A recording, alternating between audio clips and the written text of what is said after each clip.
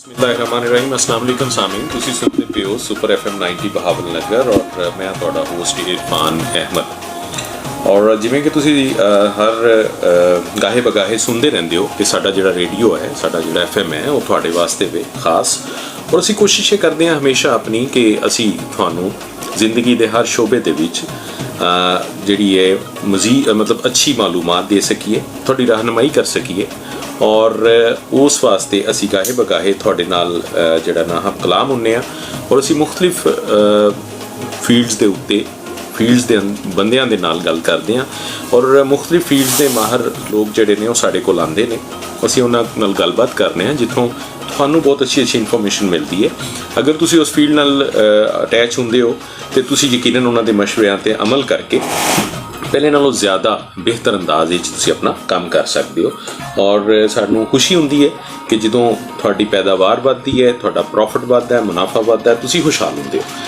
ਅੱਜ ਇਸੇ ਸਿਲਸਿਲੇ ਵਿੱਚ ਮੈਂ ਤੁਹਾਡੇ ਨਾਲ ਮੇਰੇ ਨਾਲ ਮੈਂ ਇਕੱਲਾ ਨਹੀਂ ਹਾਂ ਮੇਰੇ ਨਾਲ ਐਕਸਪਰਟਸ ਮੌਜੂਦ ਨੇ ਲੇਕਿਨ ਮੈਂ ਚਾਹਾਂਗਾ ਕਿ ਪਹਿਲੇ ਮੈਂ ਉਹਨਾਂ ਦਾ ਤਾਰਫ ਕਰਵਾ ਦਿਆਂ ਉਸ ਤੋਂ ਬਾਅਦ ਅਸੀਂ ਚੱਲਾਂਗੇ ਅੱਜ ਦੇ ਪ੍ਰੋਗਰਾਮ ਵੱਲ ਔਰ ਇਸ ਪ੍ਰੋਗਰਾਮ ਦੇ ਅੰਦਰ ਤੁਹਾਨੂੰ ਬਹੁਤ ਅੱਛੀਆਂ ਚੀਜ਼ਾਂ ਅੱਛੀਆਂ ਗੱਲਾਂ ਸੁਣਨ ਨੂੰ ਮਿਲਣਗੀਆਂ ਅੱਛੇ ਮਸ਼ਵਰੇ ਮਿਲਣਗੇ ਔਰ ਟੈਕਨੀਕਲੀ ਤੁਸੀਂ ਕਿਸ ਤਰ੍ਹਾਂ ਆਪਣੀ ਗੰਦਮ ਦੀ ਪੈਦਾਵਾਰ ਨੂੰ ਵਧਾ ਸਕਦੇ ਹੋ ਉਹ ਵੀ ਤੁਹਾਨੂੰ ਪਤਾ ਚੱਲੇਗਾ ਪਹਿਲੇ ਮੈਂ ਦੱਸਦਾ ਚੱਲਾਂ ਕਿ ਮੇਰੇ ਜਿਹੜੇ ਅੱਜ ਮਹਿਮਾਨ ਨੇ ਸਭ ਤੋਂ ਪਹਿਲੇ ਮੈਂ ਉਹਨਾਂ ਦਾ ਤਾਰਫ ਕਰਵਾ ਦਿਆਂ ਉਸ ਤੋਂ ਬਾਅਦ ਅਸੀਂ ਅੱਗੇ ਚੱਲਦੇ ਹਾਂ ਮੁਹੰਮਦ ਜ਼ਾਹਦ ਅਜ਼ੀਜ਼ ਮੇਰੇ ਨਾਲ ਮੌਜੂਦ ਨੇ ਜਿਹੜੇ ਕਿ ਹੈਡ ਨੇ ਫਾਰਮ ਐਡਵਾਈਜ਼ਰੀ ਸੈਂਟਰ ਰਹੀਮਯਾਰ ਖਾਨ ਤੋਂ ਔਰ FFC ਨੂੰ ਰਿਪਰੈਜ਼ੈਂਟ ਕਰਦੇ ਨੇ ਉਸ ਤੋਂ ਬਾਅਦ ਮੇਰੇ ਨਾਲ ਦਾਨਿਸ਼ ਅਲੀ ਨੇ ਜਿਹੜੇ ਕਿ ਹੈਡ ਆਫ ਐਗਰੀ ਨੇ ਔਰ ਟੈਰੀਟਰੀ ਬਹਾਵਲ ਨਗਰ ਨੂੰ ਇਹ ਦੇਖਦੇ ਨੇ ਬਹਾਵਲ ਨਗਰ ਦੀ ਟੈਰੀਟਰੀ ਬਹਾਵਲ ਨਗਰ ਦਾ ਇਲਾਕਾ ਜਿਹੜਾ ਇਹਨਾਂ ਦੇ ਕੋਲ ਹੈ FFC ਇੱਕ ਬਹੁਤ ਬੜੀ ਕੰਪਨੀ ਹੈ ਤੁਸੀਂ ਉਹਨਾਂ ਦਾ ਨਾਮ ਬਿਲਕੁਲ ਸੁਣਿਆ ਹੋਏਗਾ ਮੈਂ ਚਾਹਾਂਗਾ ਕਿ ਥੋੜ੍ਹਾ ਜਿਹਾ ਅਸੀਂ ਕੰਪਨੀ ਦਾ ਵੀ ਇੰਟਰੋਡਕਸ਼ਨ ਅੱਜ ਲੈ ਲਈਏ ਥੋੜ੍ਹੀ ਮਜ਼ੀਦ ਸਾਨੂੰ ਇਨਫੋਰਮੇਸ਼ਨ ਮਿਲ ਜਾਏਗੀ ਮੈਂ ਚਾਹਾਂਗਾ ਕਿ ਪਹਿਲੇ ਤਾਂ ਮੈਂ ਇਹਨਾਂ ਨੂੰ ਵੈਲਕਮ ਕਰਨਾ ਆਪਣੇ ਮਹਿਮਾਨਾਂ ਨੂੰ ਜ਼ਾਹਿਦ ਸਾਹਿਬ ਔਰ ਦਾਨਿਸ਼ ਅਲੀ ਤੁਹਾਨੂੰ ਮੈਂ ਆਪਣੇ ਸਟੂਡੀਓ 'ਚ ਵੈਲਕਮ ਕਰਨਾ ਬਹੁਤ ਸ਼ੁਕਰੀਆ ਇਰਫਾਨ ਸਾਹਿਬ ਉਮੀਦ ਹੈ ਕਿ ਤੁਸੀਂ ਬਿਲਕੁਲ ਠੀਕ ਠਾਕ ਹੋਗੇ ਔਰ ਅੱਜ ਸਾਡੇ ਨਾਲ ਹੈ ਔਰ ਤੁਸੀਂ ਕੀਮਤੀ ਵਕਤ 'ਚੋਂ ਸਾਨੂੰ ਥੋੜ੍ਹਾ ਜਿਹਾ ਟਾਈਮ ਦੇਣਾ ਹੈ ਔਰ ਉਸ ਟਾਈਮ ਦੇ ਨੂੰ ਅਸੀਂ ਕੀਮਤੀ ਬਣਾਉਣਾ ਹੈ ਆਪਣੇ ਕਾਸ਼ਤਕਾਰ ਭਰਾਵਾਂ ਵਾਸਤੇ ਸਰ ਮੈਨੂੰ ਇਹ ਦੱਸੋ ਕਿ FFC ਵੈਸੇ ਤੇ ਜਦੋਂ ਵੀ FFC ਦਾ ਨਾਮ ਆਉਂਦਾ ਕਿਤੇ ਲੋਕਾਂ ਨੂੰ FFC ਦਾ ਨਾਮ ਵੀ ਪਤਾ ਹੈ ਔਰ ਲੋਕਾਂ ਨੂੰ ਨੋਰਮਲੀ ਇਹ ਵੀ ਪਤਾ ਹੈ ਕਿ ਸੋਨਾ ਯੂਰੀਆ ਜਿਹੜਾ ਨਾ ਉਹ FFC ਦਾ ਹੈ ਇਸ ਤੋਂ ਇਲਾਵਾ ਯਕੀਨਨ ਕੰਪਨੀ ਬਹੁਤ ਬੜੀ ਹੈ ਕੁਝ ਹੋਰ ਐਸੀਆਂ ਚੀਜ਼ਾਂ ਜਿਹੜੀਆਂ ਲੋਕ ਨਹੀਂ ਜਾਣਦੇ FFC ਦੇ ਬਾਰੇ ਮੈਂ ਚਾਹਾਂਗਾ ਥੋੜ੍ਹੀ ਜਿਹੀ ਸਾਡੇ ਦੋਸਤਾਂ ਨੂੰ ਦੱਸੋ जी बहुत शुक्रिया इरफान साहब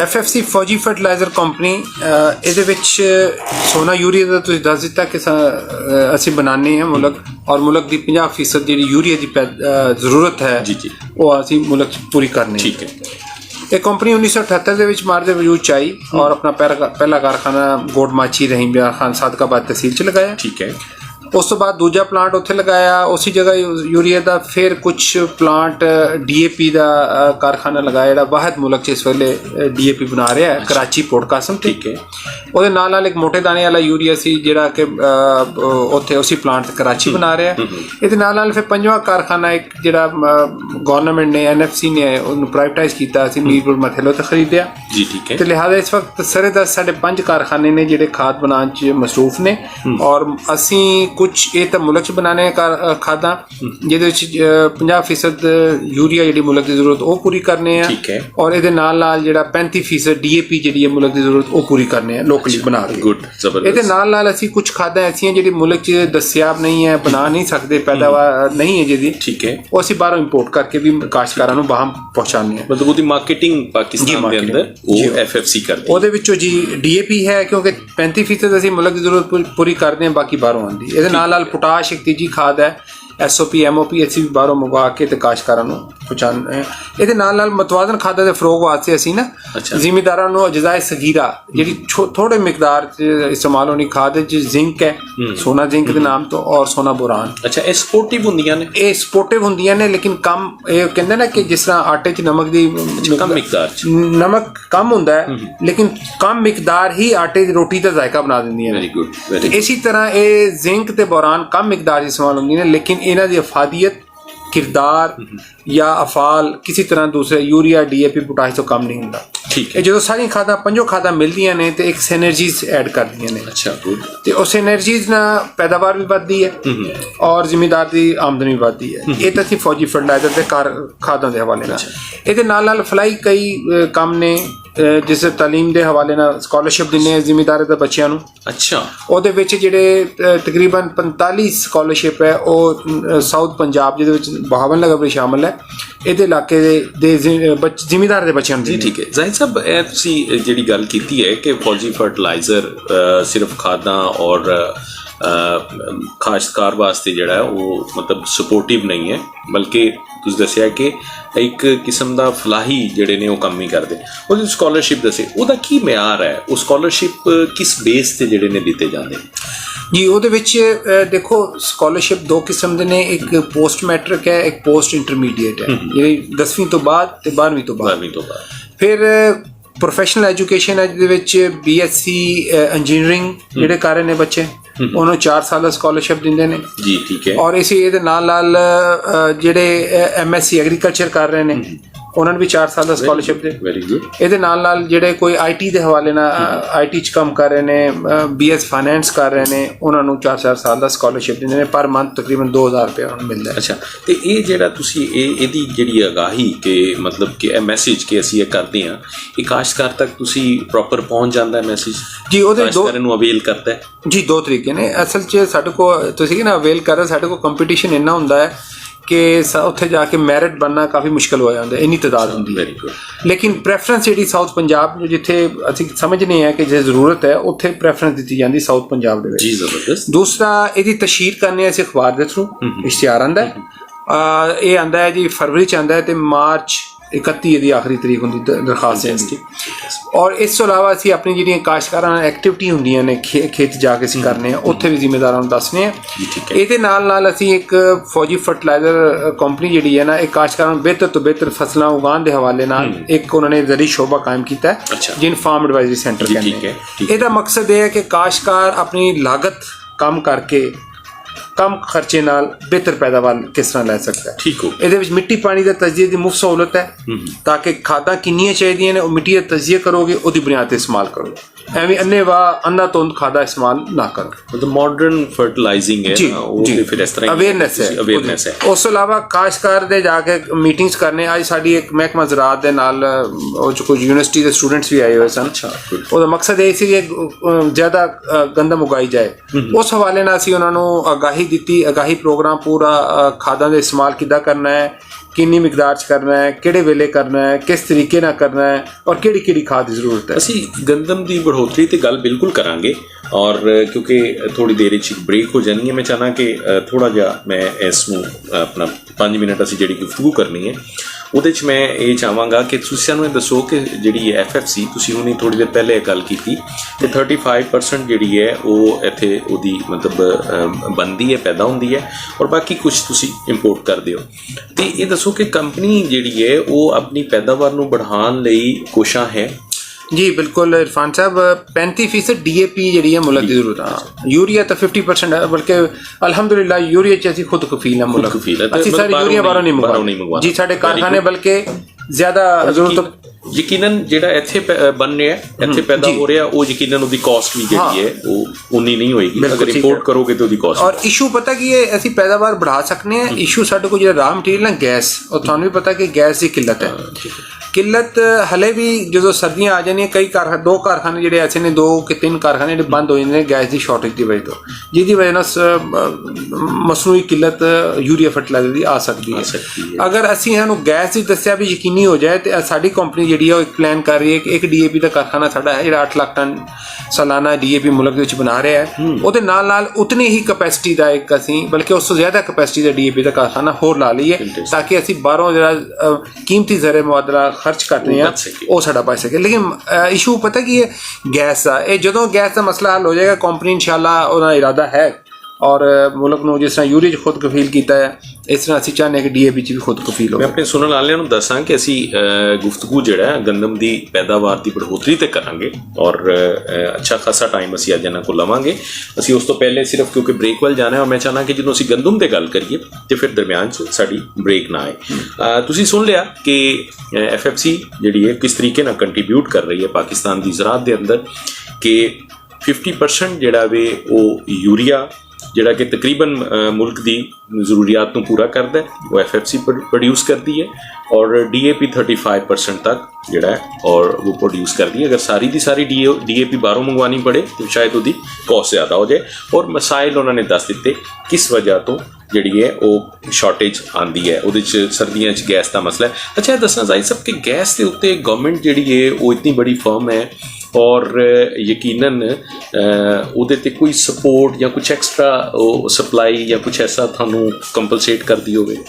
ਜੀ ਉਹਦੇ ਵਿੱਚ ਗਵਰਨਮੈਂਟ ਆਪਣੀ ਜਗ੍ਹਾ ਤੇ ਕੋਸ਼ਿਸ਼ਾਂ ਕਰ ਰਹੀ, ਜਿਹਦੇ ਵਿੱਚ ਟਾਪੀ ਇੱਕ ਸੀ ਤੁਰਕਮਾਨਿਸਤਾਨ, ਅਫਗਾਨਿਸਤਾਨ, ਪਾਕਿਸਤਾਨ ਔਰ ਇੰਡੀਆ ਪਾਈਪਲਾਈਨ, ਇਹ ਕਿਤੇ ਵੀ ਕੰਮ ਹੋ ਰਿਹਾ ਸੀ। ਔਰ ਦੂਸਰਾ ਕਾਸਾ 1000 ਠੀਕ ਹੈ, central Asia south Asia 1000 megawatt ਬਿਜਲੀ ਆਣੀ ਸੀ, ਉਹਦੇ ਜ਼ਰੀਏ ਵੀ ਉਹ ਇੱਥੇ ਕੋਸ਼ਿਸ਼ ਕਰ ਰਹੀ ਸੀ।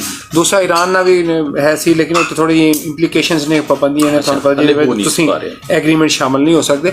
ਲੇਕਿਨ ਸਾਨੂੰ ਜਿਹੜੀ ਗੈਸ ਦੀ ਸਰੇਦਸਤ ਜ਼ਰੂਰਤ ਹੈ, ਕਿਉਂਕਿ ਤੁਸੀਂ ਸੁਣਿਆ ਹੋਏਗਾ ਰੀਸੈਂਟਲੀ ਖਬਰ ਆਈ ਹੈ ਕਿ ਘਰ 'ਚ ਜਿਹੜੀ ਇਸਤੇਮਾਲ ਡੋਮੈਸਟਿਕ ਕੰਜ਼ੰਪਸ਼ਨ ਜਾਂ ਇਸਤੇਮਾਲ ਹੋਣ ਵਾਲੀ ਗੈਸ ਹੈ, ਉਹ 'ਤੇ ਵੀ ਰਾਸ਼ਨਿੰਗ ਕਰ ਰਹੇ ਨੇ 3 ਵਕਤ ਤੇ, ਸਵੇਰ ਦੁਪਹਿਰ ਔਰ ਸ਼ਾਮ ਦੇਣਗੇ ਕੁਕਿੰਗ ਦੇ ਵੇਲੇ ਸਕੇਜੂਲ ਬਣਾ। ਤਾਂ ਇਹ ਤਾਂ ਕੁਕਿੰਗ, ਇਹ ਹਾਲਾਂਕਿ ਉੱਥੇ ਇੰਨੀ ਯੂਟਿਲਿਟੀ ਨਹੀਂ ਹੈ ਜਿੰਨੀ ਇਹ ਅਦਾਰੇ ਯੂਜ਼ ਕਰਦੇ ਨੇ।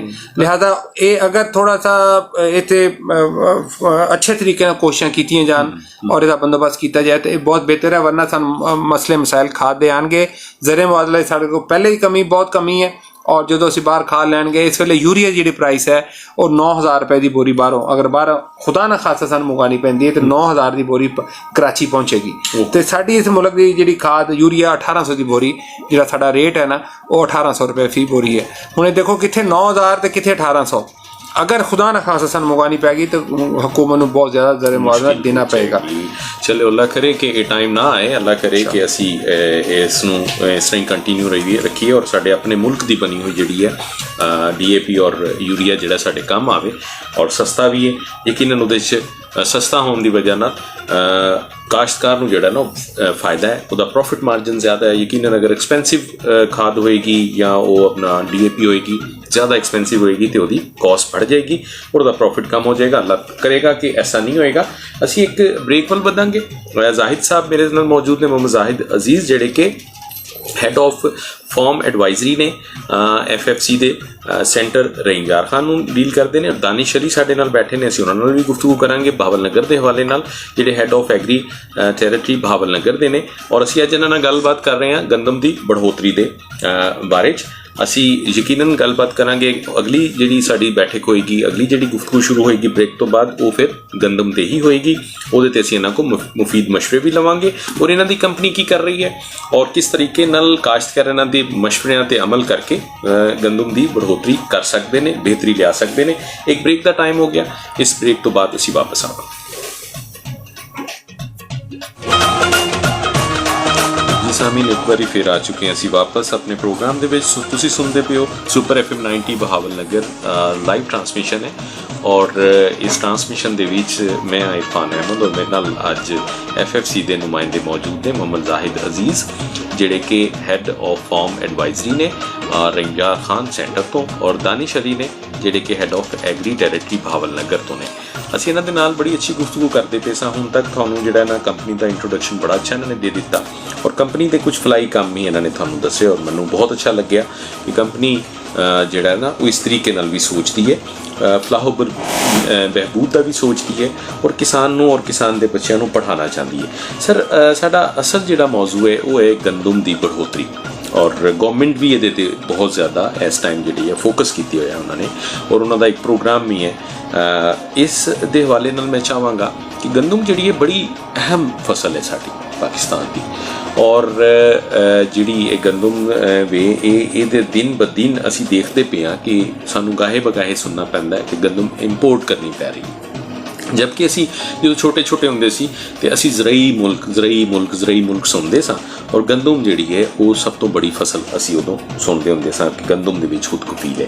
ਤੁਸੀਂ ਦੱਸੋ ਕਿ ਜਿਹੜੀ ਗੰਦਮ ਅਗਰ ਦੇਖਿਆ ਜਾਏ ਤੇ ਗਜ਼ਾਈ ਲਿਹਾਜ਼ ਨਾਲ ਜਿਹੜੀ ਹੈ ਉਹ ਇਹਦੀ ਬਹੁਤ ਜ਼ਿਆਦਾ ਜ਼ਰੂਰਤ ਹੈ ਸਾਡੇ ਪਾਕਿਸਤਾਨ ਨੂੰ, ਲੇਕਿਨ ਡੇ ਬਾਈ ਡੇ ਗੰਦਮ ਦੇ ਕ੍ਰਾਈਸਿਸ ਜਦੋਂ ਆਉਂਦੇ ਨੇ ਤੇ ਅਸੀਂ ਉਦੋਂ ਬੜਾ ਅਫਸੋਸ ਕਰਦੇ ਹਾਂ ਕਿ ਯਾਰ ਜ਼ਰਈ ਮੁਲਕ ਹੋ ਕੇ ਵੀ ਗੰਦਮ ਦੇ ਕ੍ਰਾਈਸਿਸ ਆ ਰਹੇ ਨੇ, ਸਾਨੂੰ ਗੰਦਮ ਜਿਹੜੀ ਹੈ ਬਾਹਰੋਂ ਮੰਗਵਾਉਣੀ ਪੈ ਰਹੀ ਹੈ। ਸਭ ਤੋਂ ਪਹਿਲੇ ਤਾਂ ਮੈਨੂੰ ਇਹ ਦੱਸੋ ਕਿ ਅਸੀਂ ਗੰਦਮ ਦੀ ਬੜੋਤਰੀ ਵੱਲ ਬਾਅਦ 'ਚ ਆਵਾਂਗੇ, ਥੋੜ੍ਹਾ ਜਿਹਾ ਮੈਨੂੰ ਦੱਸੋ ਕਿ ਗੰਦਮ ਇੱਕ ਅਹਿਮ ਫਸਲ ਹੈ, ਕਿਉਂ ਅਹਿਮ ਫਸਲ ਹੈ ਔਰ ਇਹਦੀ ਅਹਿਮੀਅਤ ਕੀ ਹੈ ਔਰ ਕਿਤਨੀ ਪੈਦਾਵਾਰ ਇਸ ਟਾਈਮ ਜਿਹੜੀ ਹੈ ਨਾ ਉਹ ਅੰਦਾਜ਼ਨ ਹੋ ਰਹੀ ਹੈ ਪਾਕਿਸਤਾਨ ਦੀ ਜ਼ਰੂਰੀਆਤ ਦੇ ਮੁਤਾबिक। जी इरफान साहब, सब तो पहले जो तुम शुरू च गल की ना कि हुकूमत भी बड़ी कोशिश कर रही है, कोई शुबा नहीं है जी। देखो पीछे थोड़े बैनर नज़र आ रहे हैं, उन्होंने लिखा है कि हुकूमत के शाना बशाना गंदम खुद कफालत की तरफ गामदम करना। मुल्क दे विच जिहड़ी टोटल इस वक्त सरे 10 गंदम दस्याब सी ਉਹ ਹੈ ਤਕਰੀਬਨ 28.5 lakh ton, 28.5 million ton 2 crore 80 85 lakh ton. ਠੀਕ ਹੈ।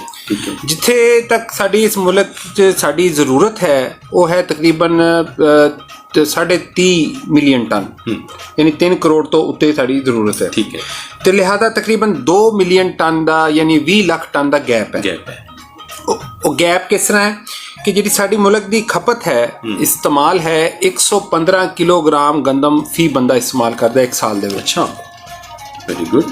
ਬੜੀ ਕੈਲਕੂਲੇਸ਼ਨ 115 ਕਿਲੋਗ੍ਰਾਮ ਉਹਦੀ ਮੁਨਾਸਬਤ ਨਾਲ ਜਿਹੜੀ ਸਾਡੀ ਇਸ ਵਕਤ ਸਾਡੀ ਆਬਾਦੀ ਹੈ ਨਾ, ਉਹਨੂੰ ਖੁਰਾਕ ਪੂਰੀ ਕਰਨ ਵਾਸਤੇ ਸਾਨੂੰ ਤਕਰੀਬਨ 30.5 ਮਿਲੀਅਨ ਟਨ 3 ਕਰੋੜ ਤੋਂ ਉੱਤੇ ਟਨ ਤੋਂ ਉੱਤੇ ਸਾਨੂੰ ਗੰਦਮ ਚਾਹੀਦੀ ਹੈ। ਠੀਕ ਹੈ। ਹੁਣ ਬਾਕੀ ਦੂਸਰੀ ਅਫਾਦੀਅਤ ਦੇ ਹਵਾਲੇ ਨਾਲ ਗੱਲ ਕੀਤੀ ਕਿ ਗੰਦਮ ਕਿਉਂ ਇੰਨੀ ਅਹਿਮ ਹੈ, ਕਿਉਂਕਿ ਇਹ ਸਾਡੀ ਸਟੇਪਲ ਫੂਡ ਹੈ, ਇਹ ਖੁਰਾਕ ਹੈ ਸਾਡੀ, ਹਰ ਬੰਦੇ ਨੇ ਆਟਾ ਖਾਣਾ ਹੈ। ਜਿਹੜਾ ਮੈਂ ਅਰਜ਼ ਕੀਤੀ ਹੈ ਕਿ 115 ਕਿਲੋਗ੍ਰਾਮ ਗੰਦਮ ਹਰ ਬੰਦਾ ਇੱਕ ਸਾਲ 'ਚ ਕੰਜ਼ਿਊਮ ਕਰਦਾ ਹੈ। ਠੀਕ ਹੈ। ਇਸ ਤੋਂ ਇਲਾਵਾ ਤਕਰੀਬਨ ਕੁਝ ਮਵੇਸ਼ੀਆਂ ਨੂੰ ਖੁਰਾਕ 'ਚ ਵੀ ਪਾਈ ਜਾਂਦੀ ਹੈ, ਪੋਲਟਰੀ ਖੁਰਾਕ 'ਚ ਵੀ ਪਾਈ ਜਾਂਦੀ ਹੈ। ਮਿਲ ਮਿਲਾ ਕੇ ਤੁਹਾਨੂੰ ਤਕਰੀਬਨ ਕੋਈ 125 ਕਿਲੋਗ੍ਰਾਮ ਪਰ ਚਾਹੀਦੀ ਹੁੰਦੀ ਹੈ, ਪਰ ਕੈਪਟਾ ਬਣ ਜਾਂਦੀ ਹੈ, ਇਹ ਚਾਹੀਦੀ ਹੁੰਦੀ ਹੈ। ਲਿਹਾਜ਼ਾ ਇਹ ਪਿਛਲੇ ਸਾਲ ਸਾਡੀ ਜਿਹੜੀ ਤਕਰੀਬਨ ਕੋਈ 5.5 ਮਿਲੀਅਨ ਟਨ ਗੰਦਮ ਪ੍ਰੋਡਿਊਸ ਹੋਈ ਸੀ, ਕੁਝ ਸਾਡੇ ਕੋਲ ਸਟਾਕ ਸੀ, ਕੁਝ ਬਾਹਰੋਂ ਵੀ ਮੰਗਵਾਈ। ਸਹੀ ਹੈ। ਤੇ ਇਹ ਹੁਣ ਅੱਜ ਕੱਲ੍ਹ ਜਿਹੜੀ ਗੰਦਮ ਬਾਹਰੋਂ ਆ ਰਹੀ ਹੈ, ਹਕੂਮਤ ਮੰਗਵਾ ਰਹੀ ਹੈ, ਇਹ ਤਕਰੀਬਨ ਸਾਨੂੰ ਕੋਈ 3000 ਰੁਪਇਆ ਦੀ ਮਨ ਕਰਾਚੀ ਪੈ ਰਹੀ ਹੈ। कराची से आके उतरती है। हाँ, कराची तो फिर अगर मुल्तान लाहौर का खर्चा पाइए ट्रांसपोर्टेशन का आमदोरफ्त जराया आमदोरफ्त का तो 300 रुपया और ऐड, यानी कि 3200-3300 रुपया मन पै रही है। और साडी मुल्क की जी अपनी सरकारी रेट है, गौरमेंट ने अनाउंस किया है 1950 है, थोड़ा है, गौरमेंट कंसीडर कर रही है, उम्मीद की जाती है कि 2000 तो उत्ते चला जाएगा, जाना भी चाहिए कि ताकि जिमीदार वेला भी है, जोर ला के भरपूर अपनी पैदावार लैके अट्रैक्शन पैदा होवे कि चलो इनू पैदावार बढ़ावे, क्योंकि ये मौका कुछ गया तो फिर असी साडे को होर मौका नहीं, क्योंकि हुण भरपूर जिमीदार मेहनत करके जिहड़ा एरिया कोई छड़ भी रहा ना उत्ते भी कणक ला लेगा, तो थोड़ी असी जिहड़ी बाहरों मंगवाने वाला काम है वो असी खतीर ज़र मुआदरा इहदे विच खर्च कर रहे हैं।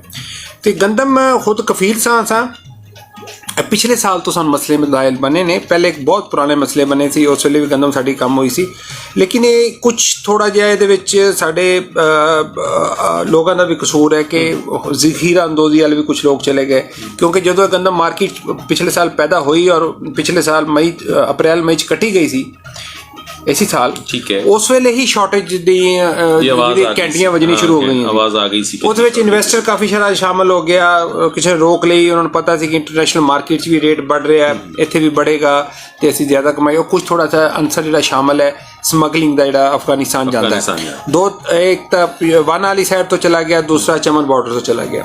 ये स्मगलिंग जिहड़ी है ये किसी खाते च नहीं आती और किसी रिकॉर्ड च नहीं आती। लेकिन जाहिर साहब स्मगलिंग की तुसीं गल करदे हो, मेरे ज़हन च गल आती है कि चलो कोई छोटी मोटी चीज़ होवे छुपा के तुसीं ले जाओ, लेकिन गंदम में बोरियां दे जानी है किस तरह मुमकिन है? ये छोटी की मिली भगत नाल हुंदा है, छोटी चीज़ नालों आसान है।